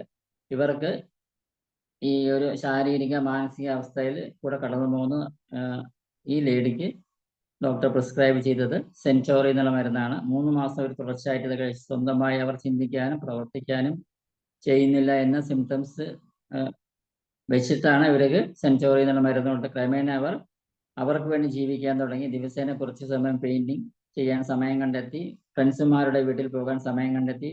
അവസാനം അവർ സ്വന്തം ഇഷ്ടത്തിന് ജീവിക്കാൻ പഠിച്ചു. അമ്മയുടെ വിംസ് ആൻഡ് ഫാൻസീസിന് ഇമ്പോർട്ടൻസ് കൊടുക്കുന്നത് കുറച്ചു. അമ്മയെ നന്നായി നോക്കാനും സാധിച്ചു. അമ്മയും ക്രമേണ നല്ല രീതിയിൽ പെരുമാറാൻ തുടങ്ങി. അപ്പോൾ സെൻറ്റോറി നമ്മളൊരു ബേസിക്കലി നമ്മുടെ ക്യാരക്ടറിനെ തന്നെ ചേഞ്ച് ചെയ്ത് നമ്മളൊരു പോസിറ്റീവ് പേഴ്സണാലിറ്റി ആയിട്ട് നോർമൽ പേഴ്സണാലിറ്റി ലെവലിലേക്ക് കൊണ്ടുവരാൻ ഈ ഒരു മരുന്ന് ഉപകരിച്ചു എന്നാണ് ഈ കേസ് ഹിസ്റ്ററി നമുക്ക് പറയാനുള്ളത്. 41 വയസ്സായ 2 മക്കളുടെ അടുത്ത കേസ്. ഉറക്കമില്ലായ്മ, 12 ആഴ്ച രാത്രി ഉറക്കമില്ല. പല ചികിത്സകളും നടത്തി, ഇലക്ട്രിക് ഷോക്ക് വരെ നൽകി, ഒന്നും ഫലം കണ്ടില്ല. അവർക്ക് ലോ BP, ക്ഷീണം, അതികഠിനം, വിളർച്ച, ജീവിതത്തിന് അർത്ഥമില്ലെന്ന് തോന്നൽ, ഡ്രസ്സിങ്ങിന് പോലും ശ്രദ്ധയില്ലാതായി. അവരുടെ അച്ഛൻ ഫാമിലിയിൽ ഒരു ഡോമിനന്റ് ക്യാരക്ടറായിരുന്നു. നമ്മൾ പറയും പട്ടാള ചിട്ട, മനസ്സിലായില്ല. അച്ഛൻ ഒരാൾ പറഞ്ഞതിനെ കേൾക്കാൻ പാടുള്ളൂ, അല്ലെങ്കിൽ അവർ അതിനെ സമ്മതിക്കും. മറ്റുള്ളവർ അതിനെ ഡോമിനേഷൻ ചെയ്യാൻ പാരൻസിനെ അല്ലെങ്കിൽ റൂൾ ചെയ്യാൻ സമ്മതിക്കില്ല. മക്കളെ റൂൾ ചെയ്യാൻ സമ്മതിക്കും. മക്കളെ ഒരു അടിമകളെ പോലെ വളർത്തി ഇവരെ വളരെയധികം അധ്വാനം ചെയ്തുവെങ്കിലും അവർക്ക് യാതൊരു പ്രോത്സാഹനം അച്ഛൻ നൽകിയില്ല. മറ്റുള്ളവരുടെ കാര്യങ്ങൾ ഇവർ വളരെ സെൻസിറ്റീവ് ആയിരുന്നു. മറ്റുള്ളവരുടെ കാര്യങ്ങളിൽ ഇവർ വളരെ സെൻസിറ്റീവ് ആയിരുന്നു. അവർക്ക് വേണ്ടി എന്തും ചെയ്യുവാൻ മടി കാണിച്ചിരുന്നില്ല. സെൻറ്റോറി എന്ന മരുന്ന് ആണ് ഈ ഒരു ലേഡിക്ക് നമ്മൾ കൊടുത്തത്. ഇവരുടെ അച്ഛൻ്റെ കൺട്രോളിൽ നിന്ന് മോചിതയാവാൻ വേണ്ടിയിട്ടാണ് നമ്മൾ ആ ഡോമിനന്റ് ക്യാരക്ടറിൽ നിന്ന് സ്വയം രക്ഷപ്പെടാനായിട്ട് അല്ലെങ്കിൽ സ്വയം മാറ്റങ്ങൾ വരുന്നത് ഹണി സൈക്കിൾ നമ്മൾ കൊടുത്തു. കഴിഞ്ഞു പോയ ബന്ധങ്ങളിൽ നിന്ന് മോചിതയാവാൻ വേണ്ടിയിട്ടാണ് നമ്മൾ ഹണി സർക്കിൾ കൊടുത്തത്. ശാരീരികവും മാനസികമായ ഉന്മേഷം തിരികെ ലഭിക്കും ഒലീവ് എന്നുള്ള മരുന്നും നമ്മൾ പ്രിസ്ക്രൈബ് ചെയ്തിട്ടുണ്ടായിരുന്നു. 1 മാസം മരുന്ന് കഴിച്ചു, വ്യത്യാസമുണ്ട്. പുറമേയുള്ള ഔട്ട്ലുക്കിൽ മാറ്റം കണ്ടു തുടങ്ങി. ഗോൾഫ് കളിക്കാൻ തുടങ്ങി, പക്ഷേ ഉറക്കം കിട്ടിയിട്ടില്ല. റോക്ക് വാട്ടർ കൂടി അടുത്ത പ്രാവശ്യം പ്രിസ്ക്രൈബ് ചെയ്തു. സ്വന്തമായി റിലാക്സ് ചെയ്യാനും സ്വന്തമായി അവനവന് തന്നെ സ്ട്രിക്റ്റായുള്ള കാര്യങ്ങൾ ചെയ്യാതിരിക്കാനും അവർ ജീവിതം എൻജോയ് ചെയ്യാനും പഠിച്ചു. 1 മാസം വീണ്ടും കഴിഞ്ഞപ്പോൾ ഉറങ്ങാൻ തുടങ്ങി. 2 മാസം കഴിഞ്ഞപ്പോൾ ഇപ്പോൾ ആഴ്ചയിൽ 2 പ്രാവശ്യം ഗോൾഫ് കളിക്കാൻ തുടങ്ങി. സ്വന്തമായി വസ്ത്രങ്ങൾ ധരിക്കാൻ താല്പര്യം കാട്ടാൻ തുടങ്ങി. ജീവിതം ആസ്വദിക്കാനും തുടങ്ങി. അപ്പോൾ അതൊരു പോസിറ്റീവ് നോക്കും. എന്ത് ഫിസിക്കൽ പ്രോബ്ലം ആണെങ്കിലും നമുക്ക് നമ്മുടേതായ ചിന്ത അനുസരിച്ചിട്ട് അല്ലെങ്കിൽ നമുക്ക് എങ്ങനെ ജീവിക്കണം എന്നുള്ള തോട്ട്സ് പ്രോസസ്സിൽ വരെ നമുക്ക് ഈ സെൻറ്റോറി മരുന്ന് ഇൻഫ്ലുവൻസ് ചെയ്യാൻ സാധിക്കുന്നുള്ളതാണ് പറയുന്നത്. മറ്റുള്ളവർക്ക് വേണ്ടിയല്ല നമ്മൾ ജീവിക്കുന്നത്, നമ്മൾ ജനിച്ചത് നമുക്ക് വേണ്ടി മാത്രമാണ്. പക്ഷെ നമ്മൾ മറ്റുള്ളവരെ ഉപകാരം ചെയ്യണം. അത് ഡിസർവിങ് ആയ ആൾക്കാർക്ക് മാത്രമേ ചെയ്യാൻ പാടുള്ളൂ. അല്ലെങ്കിൽ ഒരു സെർവന്റ് മാസ്റ്റർ റിലേഷൻഷിപ്പിലേക്ക് അത് പോകരുത്. 11 വയസ്സായ പെൺകുട്ടി, എന്നും ജലദോഷം, പനിയും വിട്ടുമാറുന്നില്ല. സ്കൂളിൽ പോകുന്നത് കുറഞ്ഞു. ഫാമിലി ഡോക്ടർ ടോൺസിലെക്ടമി ചെയ്യാൻ പറഞ്ഞു. ആ കുട്ടി വളരെ സെൻസിറ്റീവായ സ്വഭാവക്കാരനായിരുന്നു. മറ്റുള്ളവരെ ഇൻഫ്ലുവൻസ് ചെയ്യപ്പെടുന്ന വ്യക്തിത്വമായുള്ള സ്വഭാവക്കാരനായിരുന്നു. മറ്റുള്ളവർ എന്ത് പറഞ്ഞാലും അവർക്ക് വേണ്ടി അവർ എന്തും ചെയ്തു കൊടുക്കുന്ന ഒരു ക്യാരക്ടറായിരുന്നു. അപ്പൊ ഈ ഒരു സിംറ്റം, അതായത് ബിൽഡിംഗ് സർവീറ്റേഴ്സ്, ഡോർമാൻസ് എന്നുള്ള ക്യാരക്ടർ ആ കുട്ടിയിൽ പ്രകടമായ കണ്ട സെൻറ്റോറി പ്ലസ് ആണ് നമുക്ക് മെയിനായിട്ട് കൊടുത്തത്. Plus hornbeam to physical strength കിട്ടാനായിട്ട് ഹോൺബീം എന്നുള്ള ഡ്രഗും കൂടെ പ്രിസ്ക്രൈബ് ചെയ്തു. തുടർച്ചയായ അസുഖം അവനെ ക്ഷീണിതനാക്കിയിരുന്നു. Called cough fever. 2 മാസം മരുന്ന് കഴിച്ചു. ആ വിന്ററിൽ ഒരു ജലദോഷം പോലും വന്നില്ല. ടോൺസിലെക്ടമി ചെയ്യേണ്ടി വന്നില്ല. സ്വന്തമായ കാര്യങ്ങൾ പറയാനും പ്രവർത്തിക്കാനും അവനവൻ്റെ അഭിപ്രായങ്ങളൊക്കെ അനുസരിച്ച് മുന്നോട്ട് പോകാനും വ്യക്തി ജീവിതത്തിൽ വളരെയേറെ ഹാപ്പിനെസ് കണ്ടുപിടിക്കാനും ക്രമേണ ആ കുട്ടിക്ക് സാധിച്ചു എന്നാണ് ഈ ഒരു സെൻറ്റോറി എന്നുള്ള മരുന്ന് ആ കുട്ടിയുടെ ജീവിതത്തിൽ ഉണ്ടാക്കി കൊടുത്ത കാര്യങ്ങൾ. 61 വയസ്സായ സ്ത്രീ, അമ്മയ്ക്ക് 91 വയസ്സ്. അമ്മ ഭയങ്കരമായി വിൽ പവർ ഉള്ളവരാണ്. ഡോമിനന്റ് പേഴ്സണാലിറ്റി ക്യാരക്ടർ എന്ന അമ്മ ഒരു വാമ്പയർ എന്ന അവരെ കുറിച്ച് പറയുന്നത്. സ്വന്തം മകൾ തന്നെ, മകളുടെ എല്ലാ ആരോഗ്യം അവർ പ്രയോജനപ്പെടുത്തി. ശരിക്കും പറഞ്ഞാൽ അവരെ ഊറ്റി കുടിക്കാന്ന് പറയും നമ്മൾ. ശരിക്കും പറഞ്ഞാൽ മകളെ കൊണ്ട് എല്ലാ കാര്യങ്ങളും ചെയ്യിച്ച് അവരുടെ ഹെൽത്ത് ഒരു ഡിറ്ററേറ്റ് ചെയ്യാൻ തുടങ്ങി. മകൾ ഒരു ക്ഷീണിത കഥാപാത്രമായി മാറി. അവർക്ക് മെന്റലി ഫിസിക്കലി ഒരു ഡിപ്രഷൻ വരെ എത്തിയവർക്ക് സെൻറ്റോറി എന്ന മരുന്നാണ് അവർക്ക് പ്രിസ്ക്രൈബ് ചെയ്ത് അമ്മയുടെ കരാളഹസ്തങ്ങളിൽ നിന്ന് മോചനം ലഭിക്കാൻ ഹോൺബി എന്നുള്ള ഡ്രഗ് വീണ്ടും കൊടുത്തു. ശാരീരിക ബലം കിട്ടാൻ ഇത്തരത്തിലുള്ള പ്രവൃത്തികൾ ചെയ്യാനായിട്ടുള്ള ഫിസിക്കലി മെന്റലി ഒരു സ്ട്രെങ്ത് കിട്ടാൻ ഹോൺബിയും കൂടെ ഈ സെന്ററുകൾ കൊടുത്തു. ചികിത്സയ്ക്ക് വന്നപ്പോൾ തലവേദനയും സൈനസും ഉണ്ടായിരുന്നു. 1 മാസം കഴിഞ്ഞപ്പോൾ അവർ പറഞ്ഞു നല്ല സൈനസിനും തലവേദനയും നല്ല മാറ്റമുണ്ട്, സുഖമുണ്ട്, ഇപ്പൊ അത്ര റിക്കറൻസ് വരുന്നില്ല എന്നുള്ള കാര്യം. ക്ഷീണത്തിന് മാറ്റമുണ്ട്, വളരെയധികം ഉത്സാഹം തോന്നുന്നു. സെയിം പ്രിസ്ക്രിപ്ഷൻ പ്ലസ് ഹോളി കൂടി ആഡ് ചെയ്തു. അമ്മയമ്മ വളരെ അഭിപ്രായ വ്യത്യാസം ഉണ്ടാവാൻ തുടങ്ങി അവർക്ക്. അപ്പൊ ആ ഒരു സ്വഭാവം മാറ്റാനായിട്ട് ആണ് ഹേറ്റഡ്, എൻവി, ജെലസി എന്ന ഒരു ക്യാരക്ടർ അവർക്ക് ഡെവലപ്പ് വരാൻ തുടങ്ങി എന്ന് പറഞ്ഞപ്പോൾ ഹോളിയും കൂടെ ആഡ് ചെയ്ത് കൊടുത്തു. സോഷ്യൽ ലൈഫിൽ കുറെ കൂടെ അവർ പാർട്ടിസിപ്പേറ്റ് ചെയ്യാൻ തുടങ്ങി. ഫ്രണ്ട്സ്മാരുടെ കൂടെ പുറത്തു പോകാൻ സമയം ചെലവഴിക്കാൻ സാധിക്കാൻ തുടങ്ങി. 2 മാസത്തിന് ശേഷം കത്ത് വന്നു. തലവേദന, സൈനസ് ഇല്ല, നല്ല ആശ്വാസമുണ്ട്.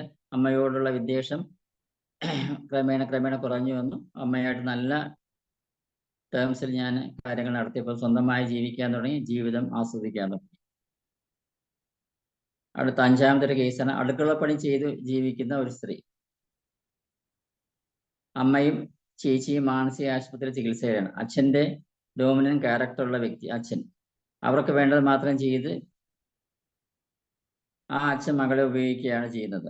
അപ്പോൾ അച്ഛന് വേണ്ടി സ്വന്തം ജീവിതം ഒഴിഞ്ഞു വെച്ച് അല്ലെങ്കിൽ സ്വന്തം വ്യക്തിത്വത്തെ മാറ്റി നിർത്തി അച്ഛന് വേണ്ടി സദാസമയം വീട്ടിലിരുന്ന് ജോലി ചെയ്യുന്ന ഒരു മകള്.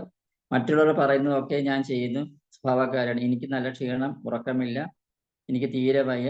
സെൻറ്റോറിയവർക്ക് 2 മാസം കഴിക്കാൻ നമ്മൾ കൊടുത്തു. എനിക്ക് നല്ല മാറ്റമുണ്ട്, എനിക്ക് സ്വന്തമായി ഡിസിഷൻസ് എടുക്കാൻ ഇപ്പോൾ പറ്റുന്നുണ്ട്. മറ്റുള്ളവർ പറയുന്ന അധികം ഞാൻ ചെവിക്കൊള്ളാറില്ല എന്നാണ് അവർ പറഞ്ഞത്. 2 മാസത്തോളം മരുന്ന് നമ്മൾ ചികിത്സ നിർത്തി. അടുത്ത കേസ് 67 വയസ്സായ സ്ത്രീ, മാരീഡ്. നമ്മൾ സെക്കൽ കോർ പേഷ്യൻ്റെ മേൽ മെലിഞ്ഞ ശരീരപ്രകൃതം, വീട്ടിലെ പണി എടുത്തെടുത്ത് അവർ വശം കെട്ടു. അനീമിയ, ഡിപ്രഷൻ, മസിൽസസ് വളരെ ഫ്ലാബിയായി, ഭയങ്കരമായിട്ട് ദേഷ്യം, ജലസി, വിദ്വേഷം. അവരാരും ശ്രദ്ധിക്കുന്നില്ല എന്ന് പറയുന്നത്. എല്ലാ കാര്യങ്ങളും വീട്ടുകാർക്ക് വേണ്ടി ചെയ്ത് കൊടുത്തിട്ടും വീട്ടുകാർ ഇവരെ അടിമയായി മാതിരിയാണ് നോക്കിയിരുന്നത്. അവർക്കായി ഒന്നും ചെയ്യാൻ സാധിച്ചിരുന്നില്ല. സ്വന്തം ജീവിതം ഹോമിച്ചു. ഇവർക്കും നമ്മൾ പ്രിസ്ക്രൈബ് ചെയ്തത് സെൻറ്റോറിയാണ് വരുന്നത്. ഫാമിലി ഡോമിനേഷനിൽ നിന്ന് മോചിതയാവാൻ, ഹോളി, ഇമോഷൻസ് നോർമൽ ആവാൻ, ജലസി, ഹേറ്റഡ് എന്നിവ മാറാൻ, ആ ലക്ഷണങ്ങൾ മാറാനായിട്ട് ഹോളിയുടെ പ്രിസ്ക്രൈബ് ചെയ്തിട്ടുണ്ടായിരുന്നു. ശാരീരികമായ മാറ്റം പെട്ടെന്ന് അവർക്ക് കിട്ടി. മുട്ടിലുണ്ടായിരുന്ന ഒരു മുറി ഉണങ്ങി, ശരീരത്തിന്റെ പുറകുവശത്തുണ്ടായ ഫൈബ്രോസിസ് മാറി. പക്ഷെ ഡിപ്രഷൻ മാറ്റമില്ല. 4 മാസം കൂടി ഇതേ മരുന്നുകൾ കണ്ടിന്യൂ ചെയ്തു. ഈ കാലയളവിൽ ശാരീരികമായും മാനസികവും നല്ല ഇമ്പ്രൂവ്മെന്റ് ഉണ്ടായി. ഒടുവിൽ ഡിപ്രഷൻ മാറി. സ്വന്തമായി അവനവന്റെ ഇഷ്ടത്തിന് ജീവിക്കാനും അവർക്ക് സാധിച്ചു. വിളർച്ച മാറുകയും ചെയ്തു.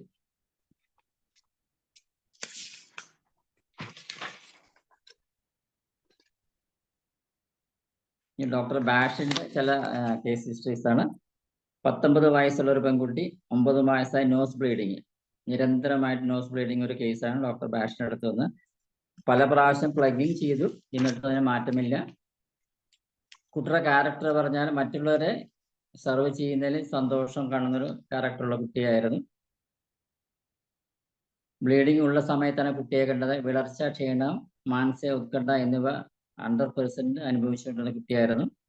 ഈ ഒരു സ്വഭാവം, രീതി, മാനസിക ലക്ഷണങ്ങൾ വെച്ച് ഡോക്ടർ പ്രിസ്ക്രൈബ് സെൻറ്റോറിയാണ്. ഗുഡ് ഇമ്പ്രൂവ്മെന്റ് കിട്ടി, ഹെൽത്ത് റീഗെയിൻ ചെയ്തു. ഒരാഴ്ച ശേഷം ബ്ലീഡിംഗ് ഉണ്ട്. കുറച്ച് മിനിറ്റ്സ് മാത്രമേ ഉണ്ടായുള്ളൂ. ഫാമിലി മെമ്പേഴ്സിന്റെ കരാളഹസ്തകളിൽ നിന്നും ആ കുട്ടി സ്വന്തമായി ഡിസിഷൻ എടുക്കാൻ തുടങ്ങി. സ്വന്തം തീരുമാനം എടുക്കാനും സന്തോഷം കണ്ടെത്താനും ആ കുട്ടിക്ക് സാധിച്ചു. സ്വന്തമായിട്ട് ജീവിക്കാനുള്ള പ്രാപ്തി ആ കുട്ടിക്ക് ഉണ്ടായി. 22 വയസ്സായ ചെറുപ്പക്കാരൻ, വിളരെ ക്ഷീണതയായി, മസിൽസ് വളരെ ചെറുതായി, ഫ്ലാബിയായി, വലിയ പണികൾ ചെയ്യാൻ ബുദ്ധിമുട്ടി, ഒരു ചെറിയ ഹെർണിയ കൂടി ഉണ്ടായിരുന്നു. സത്സ്വഭാവിയായി ഇപ്പം മറ്റുള്ളവർ പറഞ്ഞതനുസരിച്ച് ജീവിക്കുകയായിരുന്നു. മറ്റുള്ളവർക്ക് വേണ്ടി എന്തും ചെയ്യും, ഏത് പാതിരാത്രയായും ചെയ്യും. ഇവർക്ക് കൊടുത്തത് സെൻറ്റോറി 3 നേരം വെച്ച് 2 ആഴ്ച കൊടുത്തു. ആരോഗ്യം, ശരീരപുഷ്ടി, നിറം, മസിൽസ് പുഷ്ടി എന്നിവ ഉണ്ടായി. ഹെർണിയ ഓപ്പറേഷൻ വേണ്ടി വന്നില്ല. 6 മാസം കൊണ്ട് എല്ലാം ശരിയായി. 11 വയസ്സായ കുട്ടി അടുത്തത്, മെലിഞ്ഞ് വരണ്ട, ഒട്ടി, സിക്കൽ കോർമറൊരു പേഷ്യന്റ്. ഗെയിംസ് കളിക്കാൻ പോലും ശക്തിയില്ല. പാരൻസ് പലതരം ടോണിക്കും ഡോക്ടറെ പ്രിസ്ക്രിപ്ഷൻ പ്രകാരം കൊടുത്തിട്ടും ഒരു ഫലം കണ്ടില്ല. സെൻറ്റോറി ഇവർക്ക് 5 ആഴ്ച കഴിക്കാൻ കൊടുത്തു. അവൾ ആരോഗ്യം, നിറം, ഉത്സാഹം എന്നിവ വീണ്ടെടുത്തു. ഇത്രയും കാര്യങ്ങളാണ് ഇന്നത്തെ സെഷനിൽ പറയാനുള്ളത്. ഇനി നമുക്ക് ഇന്ററാക്ട് ചെയ്ത് മുന്നോട്ട് പോകാം. ക്വസ്റ്റ്യനാറിലേക്ക് നമുക്ക് പോവാം. ഈ ഒരു ട്രക്കാണ് ഇന്ന് അവതരിപ്പിക്കും. നമുക്ക് ഇന്ററാക്ഷൻ കൊണ്ട് നമുക്ക് അങ്ങോട്ടും ഇങ്ങോട്ടും ധാരാളം കാര്യങ്ങൾ പഠിക്കാൻ സാധിക്കും. അതിനാൽ ഇന്ററാക്ഷന് കൂടുതൽ സമയം നമ്മൾ അനുവദിക്കുന്നത് എൻ്റെ ക്ലാസ്സിൽ. നിങ്ങൾക്ക് എന്നോട് ചോദിക്കാം, എനിക്ക് നിങ്ങളോട് ചോദിക്കാം. നന്ദി ഗോപികൃഷ്ണൻ സാറേ. ഞാനങ്ങ് ഗണേഷ് ഡോക്ടർക്ക് പകരം ഞാനങ്ങ് ചാർജ് എടുക്കുകയാണ്. സാറിന്റെ ഇത്രയും നല്ല വിലപ്പെട്ട ക്ലാസ്സുകൾ. ഇന്ന് നമുക്ക് സെഞ്ചുറി എന്നുള്ളത് ഇനി നമ്മൾ ഉറക്കത്തിൽ വിളിച്ച് ഒരു സിംറ്റം പറഞ്ഞാലും കൊടുക്കത്തക്ക രീതിയിലാണ് സാറ് നമ്മളെ മനസ്സിലാക്കി തന്നിരിക്കുന്നത്. അപ്പം ഇതില് സംശയമുള്ള ആരെങ്കിലും ഉണ്ടെങ്കിൽ ചോദിക്കാം. എനിക്കൊരു കാര്യം ചോദിക്കാനുണ്ട് സാറേ. പിന്നെ ഇന്ന് വന്നൊരു പേഷ്യൻ്റാണ്. അവര് ദേഹം മുഴുവൻ വേദനയായിട്ടാണ് വന്നത്. അപ്പം എല്ലാം പറഞ്ഞു കഴിഞ്ഞ അവസാനം വന്നപ്പോൾ ടെൻഷൻ വല്ലതും ഉണ്ടോയെന്ന് ചോദിച്ചപ്പം ഹസ്ബൻഡിനെ കുറിച്ചുള്ള ഭയങ്കരമായ ടെൻഷൻ എന്ന് പറഞ്ഞാൽ പുള്ളിക്കാരന് ഒരു സാറാണ്. പിന്നെ പക്ഷെ മദ്യപാനമുണ്ട്. വീട്ടിൽ വന്നാൽ ഇവരെ ശ്രദ്ധിക്കുന്നില്ല. അത് തന്നെ ഇവർക്ക് സങ്കടവും ഭയങ്കരമായ ദേഷ്യവും. ശരീരം മുഴുവനും വേദനയാണ്. ഇതില് നമ്മൾ ബാക്ക് ഫ്ലോർ കൊടുക്കുവാണെങ്കിൽ ഏതാണ് കൊടുക്കേണ്ടത് സാറേ? നമുക്കിപ്പോൾ ആദ്യം അവർക്ക് കൊടുക്കേണ്ടത് അവർ ആ ഒരു ടൈമിങ് ഇമ്മീഡിയറ്റ് റിലീഫ് കിട്ടണമെങ്കിൽ മാനസികമായ ഒരു നില വരുന്നെങ്കിൽ റെസ്ക്യൂ റെമഡി TDS ആയിട്ട് 1 മാസം കഴിക്കാൻ പറയും. അത് കഴിഞ്ഞിട്ട് അവരുടെ ആക്ച്വൽ സിംറ്റംസ് എന്തൊക്കെയാണ് റിമൈൻ ചെയ്യുന്നത് അതനുസരിച്ച് നമ്മൾ നെക്സ്റ്റ് പ്രിസ്ക്രിപ്ഷൻ കൊടുക്കാം. റെസ്ക്യൂ റെമഡി ആയിരുന്നു കൊടുക്കേണ്ടത്. Rescue remedy is A combination of 5 drugs ഒന്നാമത്. അതാണ് കാര്യം. അപ്പൊ അതിൽ 5 ഡ്രഗിനെ കുറിച്ചൊന്ന് ഡീറ്റെയിൽ ആയിട്ട് നമ്മൾ ശ്രദ്ധിച്ചു കഴിഞ്ഞാൽ ഈ പറയുന്ന ക്യാരക്ടർ എല്ലാം അതിൽ ഫിയർ വരുന്നുണ്ട്, ഇംപേഷ്യൻസ് വരുന്നുണ്ട്, പെയിന് വരുന്നുണ്ട്, ബോധക്ഷയം വരുന്നുണ്ട്, ആങ്സൈറ്റി വരുന്നുണ്ട്. ഇതെല്ലാം കവർ ചെയ്യുന്ന ഒരു ബെസ്റ്റ് ഡ്രഗാണ് റെസ്ക്യൂ റെമഡി. അപ്പൊ ആ സ്റ്റാർട്ടിങ് കൊടുത്ത ശേഷം പിന്നെ നമുക്ക് ആലോചിക്കാം ഏത് ഡ്രഗിലേക്കാം. പിന്നെ സിംറ്റംസ് കുറേയൊക്കെ മാറും. ആ റിമൈനിങ് ചെയ്യുന്നതനുസരിച്ചിട്ട് അവർക്ക് ഫിസിക്കൽ പ്രോബ്ലംസ് എന്താണ് ഉള്ളത്, മെന്റൽ കണ്ടീഷൻ അനുസരിച്ച് ഫിസിക്കൽ പ്രോബ്ലം പ്രിസ്ക്രൈബ് ചെയ്യാൻ സാധിക്കും. Thank you sir. ഇനി സാറിനോട് ആർക്കെങ്കിലും സംശയം ചോദിക്കാനുണ്ടെങ്കിൽ ഹാൻഡ് റൈസ് ചെയ്യാം. എല്ലാവർക്കും സംസാരിക്കാവുന്ന രീതിയിലാക്കിയിട്ടുണ്ട്. അൺമ്യൂട്ട് ചെയ്ത് സംസാരിക്കുകയും ചെയ്യാം. ഹലോ, പറയാം. ഞാൻ ഡോക്ടർ സാജു പാലായിന്ന. ഓക്കെ. അപ്പൊ ഡോക്ടർ സൂചിപ്പിച്ച ഡോക്ടർ ജോളി ഡോക്ടറാണോ? അതെനിക്കും മനസ്സിലായിരുന്നു. ഡോക്ടർ എന്ന് പറയുന്നത് എനിക്കും പിന്നെ ഞാനൊരു കേസ് ചോദിച്ചു. എന്റെ അടുത്ത് ഒരു 49 വയസ്സുണ്ട്, എഡ്യൂക്കേറ്റഡ് പാർട്ടിയാണ്. പുള്ളിക്ക് അതായത് തലയ്ക്ക് ഒരു പെരുപ്പ് പോലെ അങ്ങ് തുടങ്ങി. ഭയങ്കര ഒരു എരപ്പ് പോലെ തലേന്ന് കേൾക്കും. പുള്ളി ഇത് ഇവിടുത്തെ ന്യൂറോക്കാരുടെ അടുത്തും എനിക്ക് തോന്നുന്നത് ഇവിടെയുള്ള ഒരു 3-4 മെയിൻ ഹോസ്പിറ്റലിൽ പോയി. അവിടെയൊക്കെ പോയി അവർ മരുന്നെല്ലാം കൊടുക്കും, ഒരു രക്ഷയില്ല. അവസാനം പറഞ്ഞ് സൈക്കോ ഇത് ചെയ്യണം എന്ന് പറഞ്ഞ് സൈക്കാട്രിസ്റ്റിനെ പോയി കണ്ടു. സൈക്കാട്രിസ്റ്റ് ആദ്യം പറഞ്ഞു ഒരു 2 ആഴ്ചത്തെ മരുന്ന് മതി പറഞ്ഞു. അത് കഴിഞ്ഞിട്ട് പറഞ്ഞു നിങ്ങൾ ജീവിതകാലം മുഴുവൻ മരുന്ന് കഴിക്കണം. അപ്പൊ പുള്ളിക്കാരൻ എന്താന്ന് വെച്ചാല് ആ മരുന്ന് കഴിക്കാൻ തുടങ്ങിയത് പുള്ളിയുടെ ഫിസിക്കൽ കണ്ടീഷൻ എല്ലാം അങ്ങ് ഡൗൺ ആയി. സൈക്കാട്രിസ്റ്റിന്റെ മരുന്ന് കഴിക്കാൻ തുടങ്ങി കഴിഞ്ഞപ്പോ കോൺസ്റ്റിപ്പേഷൻ ഡെവലപ്പ് ചെയ്തു, ആകെ പ്രശ്നം. 1 in 4 days ഒക്കെ ആയി. അപ്പൊ പുള്ളിക്കാരൻ തന്നെ ഓട്ടോമാറ്റിക് ആയിട്ട് ആ മരുന്നങ്ങ് നിർത്തിയിട്ട് നമ്മുടെ ഒരു ഹോമിയോ ഡോക്ടറെ എടുത്തു പോയി 1.5 മാസം മരുന്ന് വാങ്ങിച്ചു. കുറച്ചെന്തോ റിലീഫ് കിട്ടി. അത് കഴിഞ്ഞിട്ട് പിന്നെ അത് രക്ഷയില്ലാതെ വന്നു കഴിഞ്ഞാൽ പുള്ളിക്കാരൻ വീണ്ടും അലോപ്പതി ഒക്കെ ചെയ്തു. അപ്പൊ സൈക്കോളജിക്കലായിട്ടും പുള്ളിക്ക് ഒരു ചെറിയ ഒരു ഡിപ്രഷൻ പോലെയൊക്കെ ആയി. ആകെ ഒരു ബുദ്ധിമുട്ടാണ്. ശരിക്കും പറഞ്ഞു കഴിഞ്ഞാൽ ആൾക്കാരെ ഫേസ് ചെയ്യാനൊക്കെ ഉള്ള ഒരു മടിയും അങ്ങനത്തെ ഒക്കെ ഒരു രീതി. അപ്പൊ കറങ്ങി തിരിഞ്ഞപ്പോ കഴിഞ്ഞ ദിവസം എന്റെ അടുത്ത് വന്നു. അപ്പം ഞാൻ ശരിക്കും പറഞ്ഞു കഴിഞ്ഞാൽ ആർസെനിക് ആൽബ് വണ്ണം ഒരു 2 ഡോസ് കൊടുത്തു വിട്ടു. പിന്നെ ആർസെനിക് 0/3 ഒരു 5 ml ഡ്രോപ്പർ ബോട്ടിലില് കുറച്ച് ഗുളിക ഇട്ട് അതിനകത്ത് ഇച്ചിരി വെള്ളത്തിൽ അലിപ്പിച്ച് അതൊരു 10 ഗുളിക 1 ദിവസം കഴിക്കാൻ പറഞ്ഞു. അപ്പൊ എന്തോ ഒരു ചേഞ്ച് പുള്ളിക്ക് തോന്നി. അപ്പൊ ഞാൻ പറഞ്ഞു, നിങ്ങളിപ്പോ നിലവിൽ കഴിച്ചുകൊണ്ടിരിക്കുന്ന മരുന്ന് ഒറ്റയടിക്ക് നിർത്തരുത്, ഒരാഴ്ച 2 ആഴ്ച നോക്കിയിട്ടേ നിർത്താവുള്ളൂ എന്ന് പറഞ്ഞായിരുന്നു കൊടുത്തത്. അപ്പൊ ഒരു ദിവസം 2-4 ദിവസമായി കഴിഞ്ഞപ്പോഴത്തേനും പുള്ളിക്ക് ഒരു വ്യത്യാസം കണ്ടു. പുള്ളി ആ മരുന്നങ്ങ് നിർത്തി.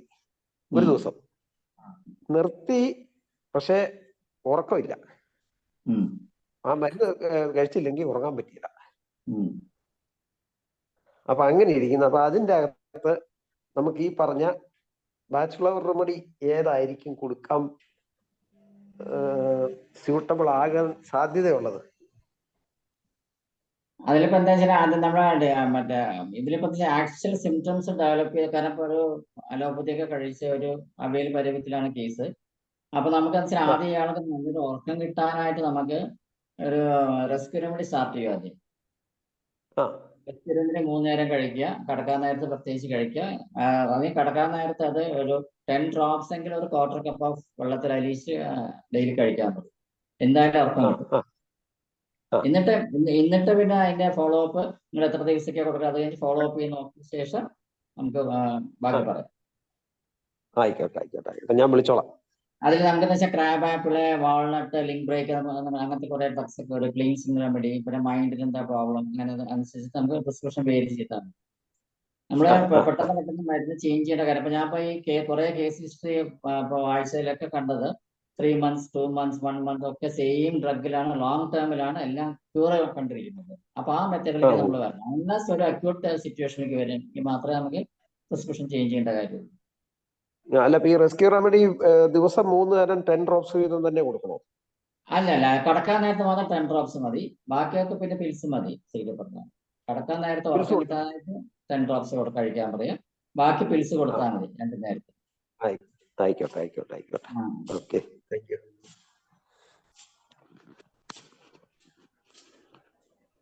ഡോക്ടർ, ഇതിന്റെ കൂടെ നമ്മള് ഹോമിയോ മെഡിസിനും കൂടെ കൊടുക്കുന്നുണ്ട്. അത് ഇത് ബാക്ക് ഫ്ലവർ മാത്രമാണോ കൊടുക്കുന്നത്? ബാച്ചുലർ മെഡിസിനെ കൂടെ ഞാനിപ്പോ ഇൻഡിക്കേറ്റ് ഹോമിയോ ഡ്രഗ്സ് കൊടുക്കാറുണ്ട്, അങ്ങനെ ഫലം കിട്ടാറുണ്ട്. അത് അല്ല, നമ്മൾ 100% കോൺഫിഡൻസ് ആണെങ്കിൽ നമുക്ക് ബാച്ചുലർ മെഡിസിൻ മാത്രം ചികിത്സ. അപ്പൊ നമ്മളിപ്പോ കേസ് ഹിസ്റ്ററി വായിച്ചതൊക്കെ ഡോക്ടർ ബാഷും അല്ലെങ്കിൽ ഡോക്ടർ കൊർണീലിയ റിച്ചാർഡ്സിനൊക്കെ കൊടുത്തവരൊക്കെ ബാച്ചുലർ മെഡിസിൻ തന്നെയാണ്. അപ്പൊ അത്രയും ഒരു കോൺഫിഡൻസും അത്രയും അറിവും നമുക്കുണ്ടെങ്കിൽ തീർച്ചയായിട്ടും ബാച്ചുലർ മെഡിസിൻ നമുക്ക് ചികിത്സിക്കാൻ സാധിക്കും. ക്രമേണ നമുക്ക് പ്രാക്ടീസിൽ കൊണ്ടുവരാൻ സാധിക്കും. സലീം കുമാർ ഡോക്ടറെ അൺമ്യൂട്ട് ചെയ്ത് സംസാരിക്കാവേ. ഡോക്ടറെ, ഞാൻ സലീം കുമാറാ. അതെ, ഒരു പേഷ്യന്റ്, അയാള് ഒരു വെൽഡിങ് വർക്ക് ചെയ്യുന്ന ആളാണ്. നാട്ടിലെ എല്ലാ കാര്യത്തിനും മുമ്പിട്ട് നിൽക്കും, പള്ളിയിലെ വലിയ കാര്യങ്ങളായിട്ട് നടക്കും, അത് ഇത് എല്ലാത്തിലും.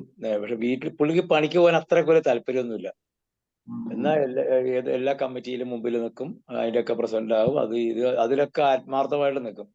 ജോലിക്ക് പോകാൻ മടിയാണ്, എന്നാൽ പോകും. അതേപോലെ ഇയാൾ വെൽഡിങ് ആയതുകൊണ്ട് അയൽവക്കക്കാരൊക്കെ അവിടെ അതൊന്നും ചെയ്തു തരണമെന്നൊക്കെ പറയും. പക്ഷെ പുള്ളി കഴിയാവുന്ന അത് ഒഴിവാക്കും. ഭാര്യ ഒരു ചെറിയ ജോലിക്ക് പോണതുകൊണ്ടാണ് ജീവിച്ചു പോണത്, വേറെ ഒരു കുഴപ്പമില്ല. അപ്പൊ ഇയാൾക്ക് എല്ലാവരുടെ മുമ്പിൽ നല്ല വെള്ളം ചമഞ്ഞ് അത് ഏറ്റെടുക്കുന്ന കാര്യങ്ങളൊക്കെ അത്യാവശ്യം ഭംഗിയായിട്ടൊക്കെ ചെയ്യുന്നുണ്ട്. പക്ഷെ ഇങ്ങനെയുള്ളൊരു മടിയാണ് അയാൾക്ക്. മടിയാണോ അത് വേറെ, എന്നാൽ ഭാര്യ അയാളെ കുറ്റപ്പെടുത്തുകയോ അല്ലെങ്കിൽ അങ്ങനെ ആവശ്യമില്ലാതെ വഴക്ക് പറയുകയോ അങ്ങനെ ചെയ്യുന്ന ആളൊന്നുമല്ല. നല്ല വെള്ളം ചമഞ്ഞ് നടക്കാന്നുള്ളതാണ് പുള്ളിയുടെ പ്രധാന ഉദ്ദേശം. അപ്പൊ അതിനുവേണ്ടി ആ കാര്യം പറഞ്ഞ് ജോലിക്ക് പോകാതിരിക്കും. മറ്റേ കമ്മിറ്റി ഉണ്ട്, അതിന്റെ ഇതുണ്ടെന്നൊക്കെ പറഞ്ഞു. റെസിഡൻസ് അസോസിയേഷൻ്റെ ആളാണ്. ക്ലിമാറ്റിസ് അല്ല സാറേ, ഞാൻ ക്ലിമാറ്റിസ് ഓർക്കായിരുന്നു. ക്ലിമാറ്റിസ് പൊതുവെ ഇച്ചിരി മൗനികളായിരിക്കില്ലേ?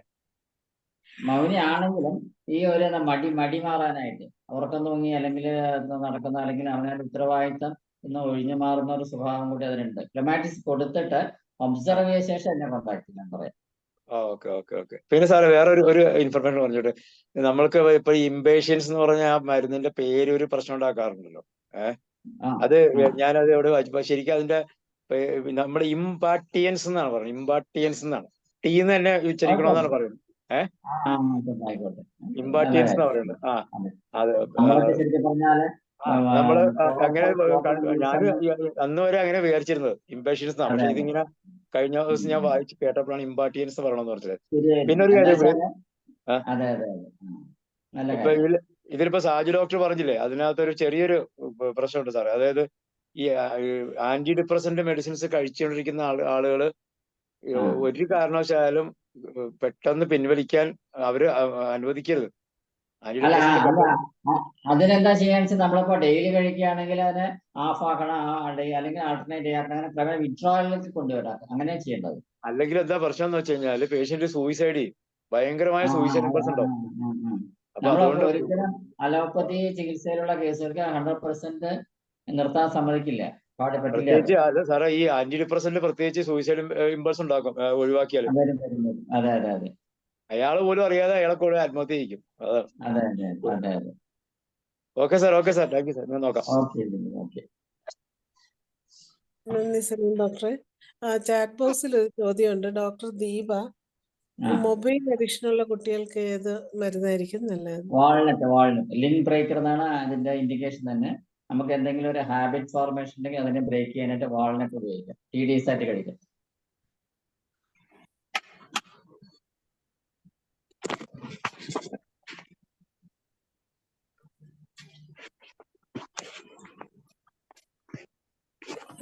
ആർക്കെങ്കിലും സംശയം ഉണ്ടെങ്കിൽ അൺമ്യൂട്ട് ചെയ്ത് ചോദിക്കാവുന്നതാണ്.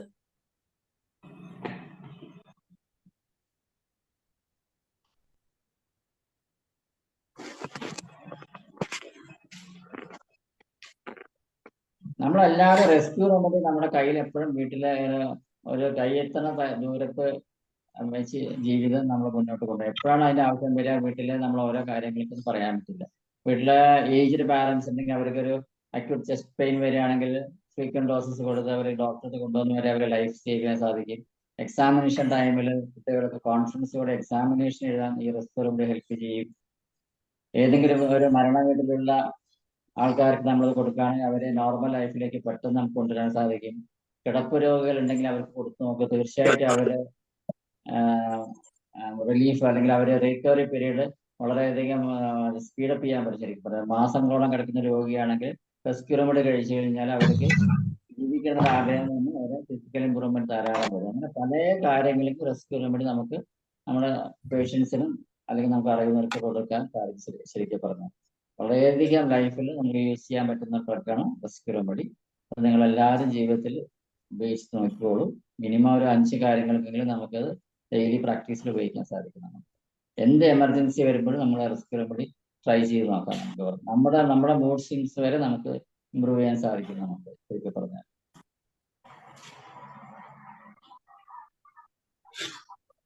സാറേ, ഈ ദേഷ്യക്കാർക്ക് കൊടുക്കുന്ന ഭയങ്കര ദേഷ്യം, ദേഷ്യക്കാർക്ക് കൊടുക്കേണ്ടത് ഇമ്പാർട്ടിയൻസ് ഉള്ള മരുന്നാണ്. ഇൻപേഷ്യന്റ് വേണമെങ്കിൽ പറയാം, ഇമ്പാർട്ടിയൻസ് എന്ന് വേണമെങ്കിൽ പറയാം. അത് കൊടുക്കാം.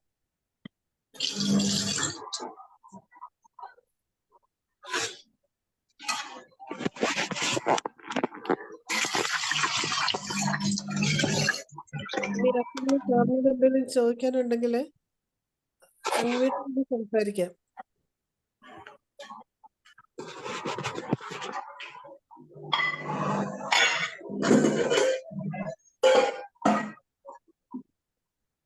നമുക്ക് സിബിലിംഗ് റൈവലറി ആണെങ്കിൽ നമുക്ക് ഹോളി ട്രൈ ചെയ്യാം കേട്ടോ. നമ്മള് പലരും പറയുന്ന രണ്ട് കുട്ടികളിലേക്ക് അവർ തമ്മിൽ ഏത് നേരം കീരിയും പാമ്പന്മാരെയാണ്. അങ്ങനെ സിബിലിംഗ് റൈവലറി ഉള്ള ഫാമിലിയിൽ കുട്ടികളുണ്ടെങ്കിൽ നമുക്ക് ഹോളി എന്നുള്ള ഡ്രഗ് ട്രൈ ചെയ്യാൻ സാധിക്കും. നല്ല റിസൾട്ട് കിട്ടുന്നതാണ്. ജലസിക്കും കൂടി ഉള്ളതാണ് സാറേ, അല്ലേ? Hatred, envy, jealousy.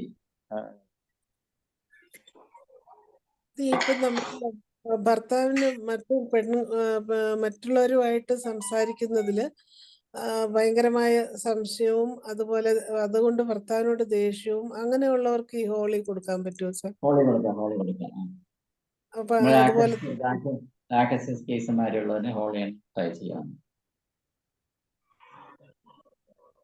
അതുപോലെ ഈയിടെ ഞങ്ങളുടെ അമ്മയ്ക്ക് ഒരു സീരിയസ് ആയിട്ടുള്ള അസുഖം വന്നു. അത് കഴിഞ്ഞ് പിന്നെ എഴുന്നേക്കത്തില്ലെന്ന ഒരു വിചാരം തോന്നി. ഇനി ഞാൻ എഴുന്നേക്കത്തില്ല, അതുമെല്ലാം നടക്കാൻ പറ്റത്തില്ല, എല്ലാം ഭയം അങ്ങനെയൊക്കെ ആയി. അപ്പൊ ഞങ്ങൾ ഇത് മിമുലസും ആസ്പനും ലാർക്കും കൂടെ മെഡിക്കേറ്റ് ചെയ്ത് കൊടുത്തു.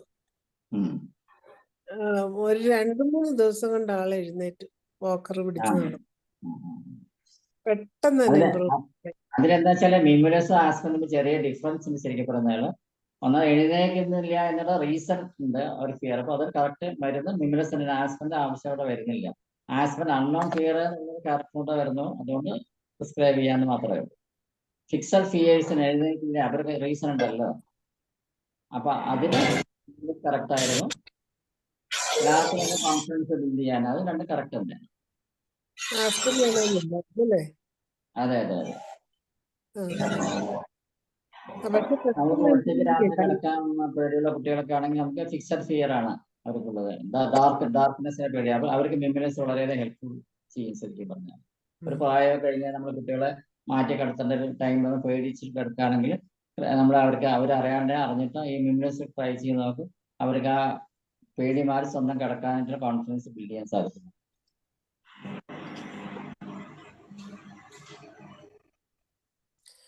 നമുക്ക് ഈ പിള്ളേർക്ക് കോൺസെൻട്രേഷൻ കുറവുള്ള കുട്ടികൾക്ക് ബാക്ക്ലോർ റെമഡി കൊടുക്കുമോ? കൊടുക്കാം. അത് ഏതാണ് കൊടുക്കുന്നത്? അതിന് നമുക്ക് കൊടുക്കുന്നത് ക്ലിമാറ്റിസ് കൊടുക്കാം. ആബ്സെന്റ് മൈൻഡ്നെസ് ഉള്ള കുട്ടികളാണെങ്കിൽ പിന്നെ ഹോൺബീം കൊടുക്കാം. സ്റ്റിറാറ്റോ കൊടുക്കാം. ശരിക്കും പറഞ്ഞാൽ സ്റ്റിറാറ്റോ, ഹോൺബീം, ക്ലിമാറ്റിസ് കോൺസെൻട്രേഷൻ കിട്ടാനായിട്ട്. സാറേ ഒരു ചോദ്യം ചോദിച്ചോട്ടെ? ഓക്കെ. ഈ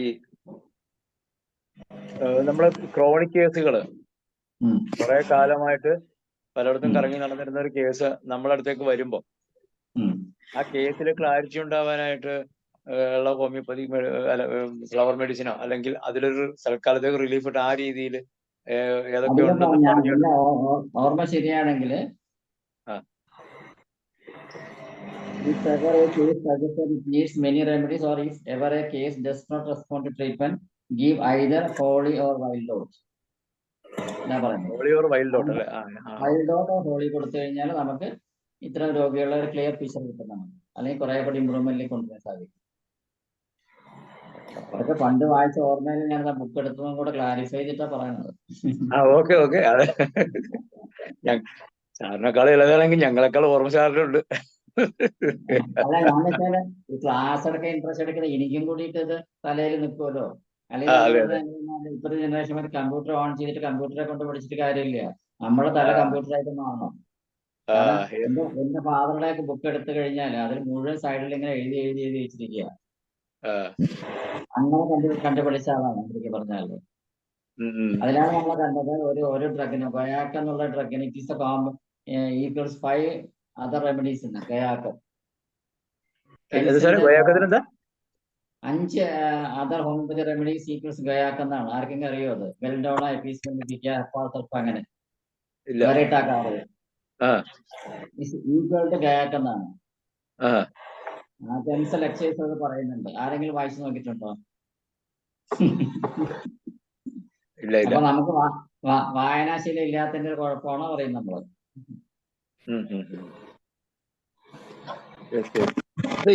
ഇവിടെ നമ്മള് പലപ്പോഴും ഞാൻ ചിന്തിക്കാറുണ്ട്, ഇപ്പൊ സ്റ്റാർ ക്ലിമാറ്റിസിന് വ്യത്യാസമുണ്ട്. സ്റ്റാർ ഓഫ് ബത്ലഹേം തന്നെയാണെന്ന് തോന്നുന്നു. ഹോമിയോപ്പതിയിലും ഫ്ലവർ റെമഡിയിലും ഒരേ പ്ലാന്റ് തന്നെയാണെന്ന് തോന്നുന്നത്. പക്ഷെ യാതൊരു സിമിലാരിറ്റിയും അതിന്റെ മെറ്റീരിയോണിക്കയിൽ കാണുന്നില്ല.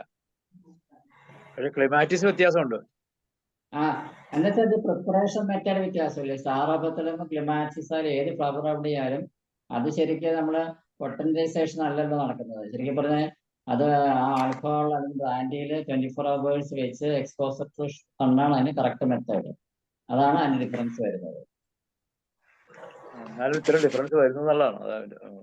അതെ, അതുണ്ടാവും. പിന്നെ ഇപ്പൊ പൊട്ടൻസി ഒക്കെ വരുന്നുണ്ട്, പക്ഷെ ഞാനതൊന്നും ട്രൈ ചെയ്തിട്ടില്ല. ഇപ്പൊ അങ്ങനെയാണ് പറഞ്ഞ ഇറങ്ങണം. അതെ, അതിലൊന്നും നമ്മൾക്ക് ഞാൻ ട്രൈ ചെയ്യാം. കാരണം എന്ത് സിംറ്റംസ് ആണ് പൊട്ടൻഷ്യൽ വരുമ്പോൾ മാറ്റം വരുത്താൻ പറയാൻ പറ്റില്ല. അതൊന്നും ഞാൻ ട്രൈ ചെയ്യുന്നില്ല. നമസ്കാരം, ഞാൻ ഡോക്ടർ അനിൽകുമാറാണ്. സാറ് പറഞ്ഞിട്ട്, അതായത് കഴിഞ്ഞ സൺഡേ ഒരു കേസ് വന്നു. ഒരാൾ വിളിച്ചിട്ട് പറഞ്ഞു ഒരു പേഷ്യന്റിനെ കൊണ്ടുവരും, വളരെ ക്രിട്ടിക്കലാണ് എന്നൊക്കെ പറഞ്ഞു. അപ്പൊ ഞാൻ പറഞ്ഞു കൊണ്ടുവരും, നോക്കാന്ന് പറഞ്ഞു. സൺഡേ എനിക്ക് കൺസൾട്ടേഷൻ ഇല്ല, അപ്പൊ ഞാൻ 4 മണിക്ക് കൊണ്ടുവരുമെന്ന് പറഞ്ഞു. 2 പേര് വീട്ടിൽ കയറി വന്നു. അപ്പൊ പേഷ്യന്റിനെ കൊണ്ടുവന്നിട്ടുണ്ട്, ആംബുലൻസിലാണ് കൊണ്ടുവന്നിരിക്കണെന്ന് പറഞ്ഞു. അപ്പൊ ഞാൻ അകത്തോട്ട് കൊണ്ടുവരാൻ വേണ്ട, ഞാൻ വന്ന് നോക്കാന്ന്. ഇപ്പൊ ഞാൻ ചെന്ന് കയറി നോക്കിയപ്പോ 88 വയസ്സുള്ള ഒരാളാണ്. അദ്ദേഹം ഓക്സിജൻ ഒക്കെ കൊടുത്താണ് കൊണ്ടുവരുന്നത്. ഞാൻ നോക്കിയപ്പോൾ മുണ്ട് കംപ്ലീറ്റ് ബ്ലഡ് ആണ്. ഞാൻ ചോദിച്ചു എന്ത് പറ്റിയത്? അതിങ്ങനെ ഈ കാനുല ഇട്ടപ്പോ അതിനെയൊക്കെ വലിച്ചു പറിച്ച് കളഞ്ഞു. ആരോ ഡോക്ടർമാര് പറഞ്ഞു കൊടുത്ത് മരിച്ചു പോകുന്നു. പുള്ളി ഭയന്നു പോയി. ഞാൻ നോക്കിയപ്പോ കണ്ണു അടച്ചിങ്ങനെ കിടപ്പുണ്ട്, ശ്വാസം ഉണ്ട്, ഓക്സിജൻ കൊടുത്തിരിക്കും. ഞാന് ആസ്കൽറ്റേജൊക്കെ നോക്കിയപ്പോ അനക്കമൊക്കെ ഉണ്ട്. ഞാൻ അകത്ത് കയറി എന്ത് കൊടുക്കാന്ന് പറഞ്ഞപ്പോ എനിക്ക് പെട്ടെന്ന് കാർബോവേജ് ആണ് വന്നത്. ഞാന് ഒരു ബോട്ടിലിൽ കാർബോവേജും മറ്റേ ബോട്ടിലിൽ നമ്മുടെ റെസ്ക്യൂ റെമഡിയും രണ്ടും കൂടെ ആൾട്ടർനേറ്റ് ചെയ്ത് കൊടുക്കാനായിട്ട് എടുത്ത് കൈ കൊടുത്തു. ഞാൻ പോയി ഒരു ഡോസ് കൊടുത്തിട്ട് വരാൻ പറഞ്ഞു. ഒരു ഡോസ് കാർബോവേജ് കൊടുത്തു. രണ്ടാമത്തെ ഡോസ് കഴിഞ്ഞപ്പം പേഷ്യന്റ് കണ്ണു തുറന്നു. അത് കഴിഞ്ഞിട്ട് പേഷ്യന്റ് അവര് SK ഹോസ്പിറ്റലിൽ നിന്ന് ഡിസ്ചാർജ് ചെയ്താണ് കൊണ്ടുവന്നിരിക്കുന്നത്. നെക്സ്റ്റ് ഡേ മോർണിംഗ് 11 മണിയാകുമ്പോൾ ഫോൺ വന്നു, ആള് എണീറ്റിരുന്നു, പത്രം വായിച്ചു തുടങ്ങി. ഇന്നലെ വീണ്ടും ഫോൺ വന്നു, സുഖമായിട്ടിരിപ്പുണ്ട്, കുഴപ്പമൊന്നുമില്ല, മരിച്ചിട്ടില്ല. ഞാൻ മരിച്ചു പോകുന്ന വിചാരിച്ചത്. അങ്ങനെ ഒരു ഭയങ്കര ഒരു വലിയ അനുഭവം. കാർബോവേജ് 200ഉം റെസ്ക്യൂ റെമഡിയും കൂടെ മാറി മാറിയാണ് കൊടുത്തത്. സംഗതി സക്സസ്. 88 വയസ്സുണ്ട്. അപ്പൊ ഇത് നമ്മുടെ ഡോക്ടർമാർക്ക് ഒരു എന്താ പറയാ, നമ്മളെ വലിയൊരു എന്താ പറയാ, അക്യൂട്ട് എക്സാസർബേഷനിൽ നമുക്ക് ഭയങ്കരമായിട്ട് റിസൾട്ട് ഉണ്ടാക്കാൻ പറ്റും. അപ്പൊ അത് സാറിന്റെ ക്ലാസ് ആണ് അതിന് പ്രചോദനമായത്. അപ്പൊ ആ ക്ലാസിന്റെ ഓരോ പോയിന്റ്സും ഇമ്പോർട്ടന്റ് ആണ്. Thank you very much. Okay, പറയാൻ ഡോക്ടർ സാജു. ഒരു ഹൈപ്പർ ആക്റ്റീവ് ചൈൽഡ് പറഞ്ഞാൽ ഒത്തിരി സിവിയർ അല്ല, പക്ഷെ ഒട്ടും മോശമല്ല. അതിന് നമുക്ക് ഈ ബാച്ച് ഫ്ലോർ ഏതാ കൊടുക്കുന്നത്?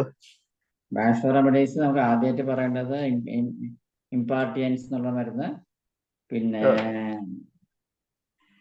ചെറിയ പ്ലം, ഹൈപ്പർ ആക്റ്റീവ്, അതെ വെർവിയൻ എന്നുള്ള ഹൈപ്പർ ആക്റ്റീവ്. അതെ, ഇത് കൊടുത്ത ശേഷം ഇതെല്ലാം TDS ആയിട്ട് കൊടുക്കണം. എന്നിട്ട് നമുക്ക് അതിന്റെ അതെ 3 കൂടെ മിക്സ് ചെയ്ത് കൊടുത്താൽ മതി. 10 drops ആയി 10 drops ഒരു ബോട്ടിലിൽ 3 കൂടെ ഒരുമിച്ച് ഒഴിച്ചു കൊടുത്താലും മതി. അതെ ഹൈപ്പർ ആക്റ്റീവ് ചൈൽഡിന് വരുന്ന ഡ്രഗ്സ് ഇതൊക്കെയാണ്. ഒന്നാമത് അഗ്രിമണി, 2 ചെസ്റ്റ്നട്ട് ബെഡ്, 3 ഇൻപേഷ്യന്റ്, റോക്രോസ്, വെർവിയ. ഇതാണ് ഈ 5 ഡ്രഗ്സ് ആണ് hyper active child indicated drugs വരുന്നത്. അതിൽ നമ്മൾ സെലക്ട് ചെയ്യണം ഏതാണ് കൂടുതൽ ആപ്റ്റ് വരുന്നത്, സിംറ്റംസ് വെച്ചിട്ട് നോക്കുക, എന്നിട്ട് പ്രിസ്ക്രൈബ് ചെയ്യാം. ആയിക്കോട്ടെ. ശരി സാർ, താങ്ക് യു. ഡോക്ടർ എന്തെങ്കിലും പറയാനായിട്ട്?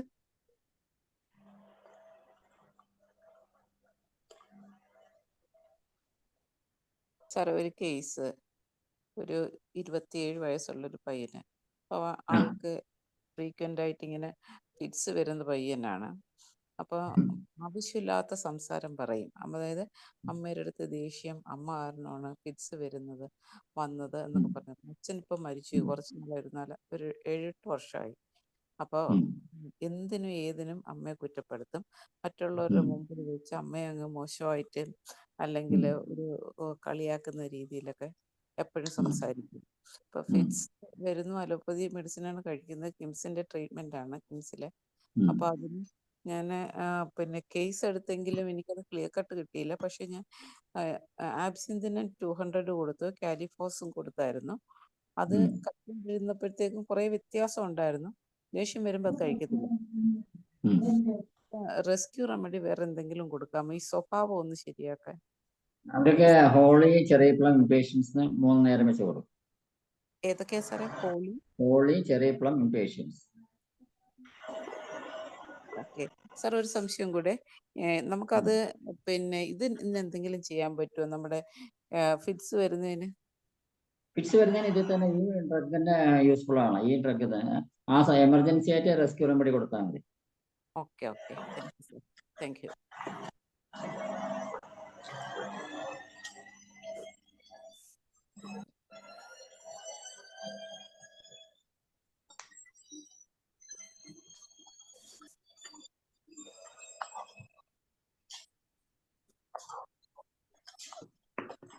നിങ്ങൾക്ക് 5 മിനിറ്റ് ഉണ്ട്. ആർക്കെങ്കിലും എന്തെങ്കിലും സംശയം ഉണ്ടെങ്കിൽ സാറിനോട് ചോദിക്കാം.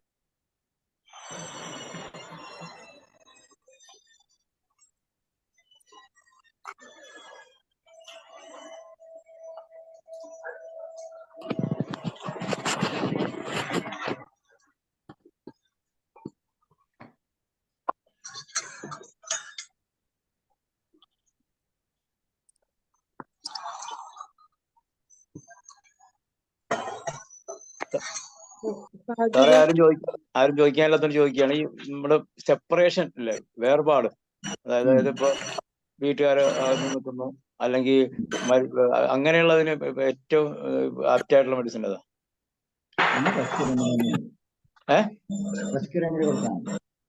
സെപ്പറേറ്റ് അല്ല, ഞാൻ മരിച്ചുപോയവരല്ല സാറേ, ഇപ്പൊ വീട്ടിൽ അങ്ങനെയുള്ളത്, ഇപ്പൊ കൂട്ടുകാരികൾ പിരിഞ്ഞു പോയി, അങ്ങനെയുള്ള ഇതിലൊക്കെ അതിന് റെസ്ക്യൂ റെമഡി ട്രൈ ചെയ്ത് കഴിഞ്ഞാൽ നമുക്ക് കറക്റ്റ് സിംറ്റംസ് വന്നിട്ട് ഓക്കെ സാർ. റെസ്ക്യൂ റെമഡി എന്ന് പറഞ്ഞാൽ സിംഗിൾ ഡ്രഗ് അല്ല, it is A combination of 5 drug. അതാണ് കാര്യം. അതെ അതാണ് കാര്യം.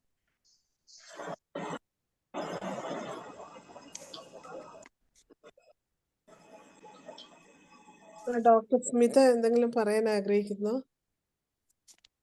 ഡോക്ടർ സംസാരിച്ച ഡോക്ടറെ, ഇനിയിപ്പം സലീംകുമാർ ഡോക്ടറെ സംസാരിച്ചല്ലേ? ഡോക്ടർ നന്ദി പറയാനേ. ഏതോ ഒരു ഡോക്ടർ ഒരു ക്വസ്റ്റ്യൻ ചോദിക്കുന്നുണ്ടായിരുന്നല്ലോ, ചാറ്റ് ബോക്സിൽ ക്വസ്റ്റ്യൻ വന്നിട്ടുണ്ടായിരുന്നല്ലോ. അത് മൊബൈൽ അഡിക്ഷന്റെ അല്ലല്ല, ആസ്മാറ്റിക്. അതാ ഓപ്പൺ ചെയ്തിട്ട് ചോദിക്കുക. അതിപ്പോ എല്ലാവരും നിങ്ങൾക്ക് ചോദ്യം ചോദിക്കാം. Slightest motion causes dyspnea. Which medicine? Slightest motion causes dyspnea. Which medicine? അത് നമുക്ക് വളരെ പറയുന്നത് ചെറിയ പ്ലാൻ കൊടുത്താൽ മതി. ചെറിയ പ്ലമാണ് ആപ്റ്റ് ബ്രാഷ് റെമഡിയായിട്ട് വരുന്നത്. സഡൻ ഇമ്പൾഷൻസ് അതിനാണ്. ഇന്നൊരു ചോദ്യമുണ്ട് സോറിയാസിസിന്. സോറിയാസിസ് കൊടുക്കേണ്ടത് ക്രാബ് ആപ്പിളാണ് കൊടുക്കേണ്ടത്. എക്സ്റ്റേണലും ഇന്റേണലുമാണ്.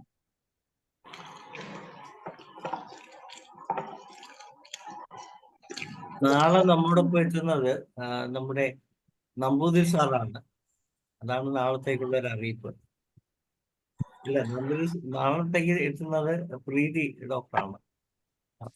അത് മറ്റന്നാളാണ്. നമ്മൾ ക്രാബ് ആപ്പിൾ എക്സ്റ്റേണലിൽ വെക്കുമ്പോൾ സാറേ അത് ഡയറക്റ്റ് വെക്കാവോ അതോ വെള്ളത്തിൽ ചേർത്തിട്ട് വെക്കണോ? വെള്ളത്തിൽ ചേർത്ത് ഓയിൽ മിക്സ് ചെയ്തിട്ട് കൊടുത്താൽ മതി. 1:10 റേഷ്യോ.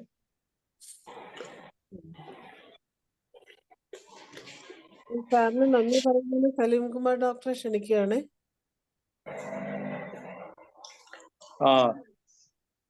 സാറേ, ഈ എന്താ പറയാ, ഈ ഞാന് വളരെ വർഷങ്ങൾക്ക്, ഒരു 10-15 വർഷത്തിന് മുമ്പ്, അന്ന് ഞാൻ റെസ്ക്യൂ റെമഡിയൊക്കെ വാങ്ങിച്ചു വെച്ചിരുന്നു. പിന്നെ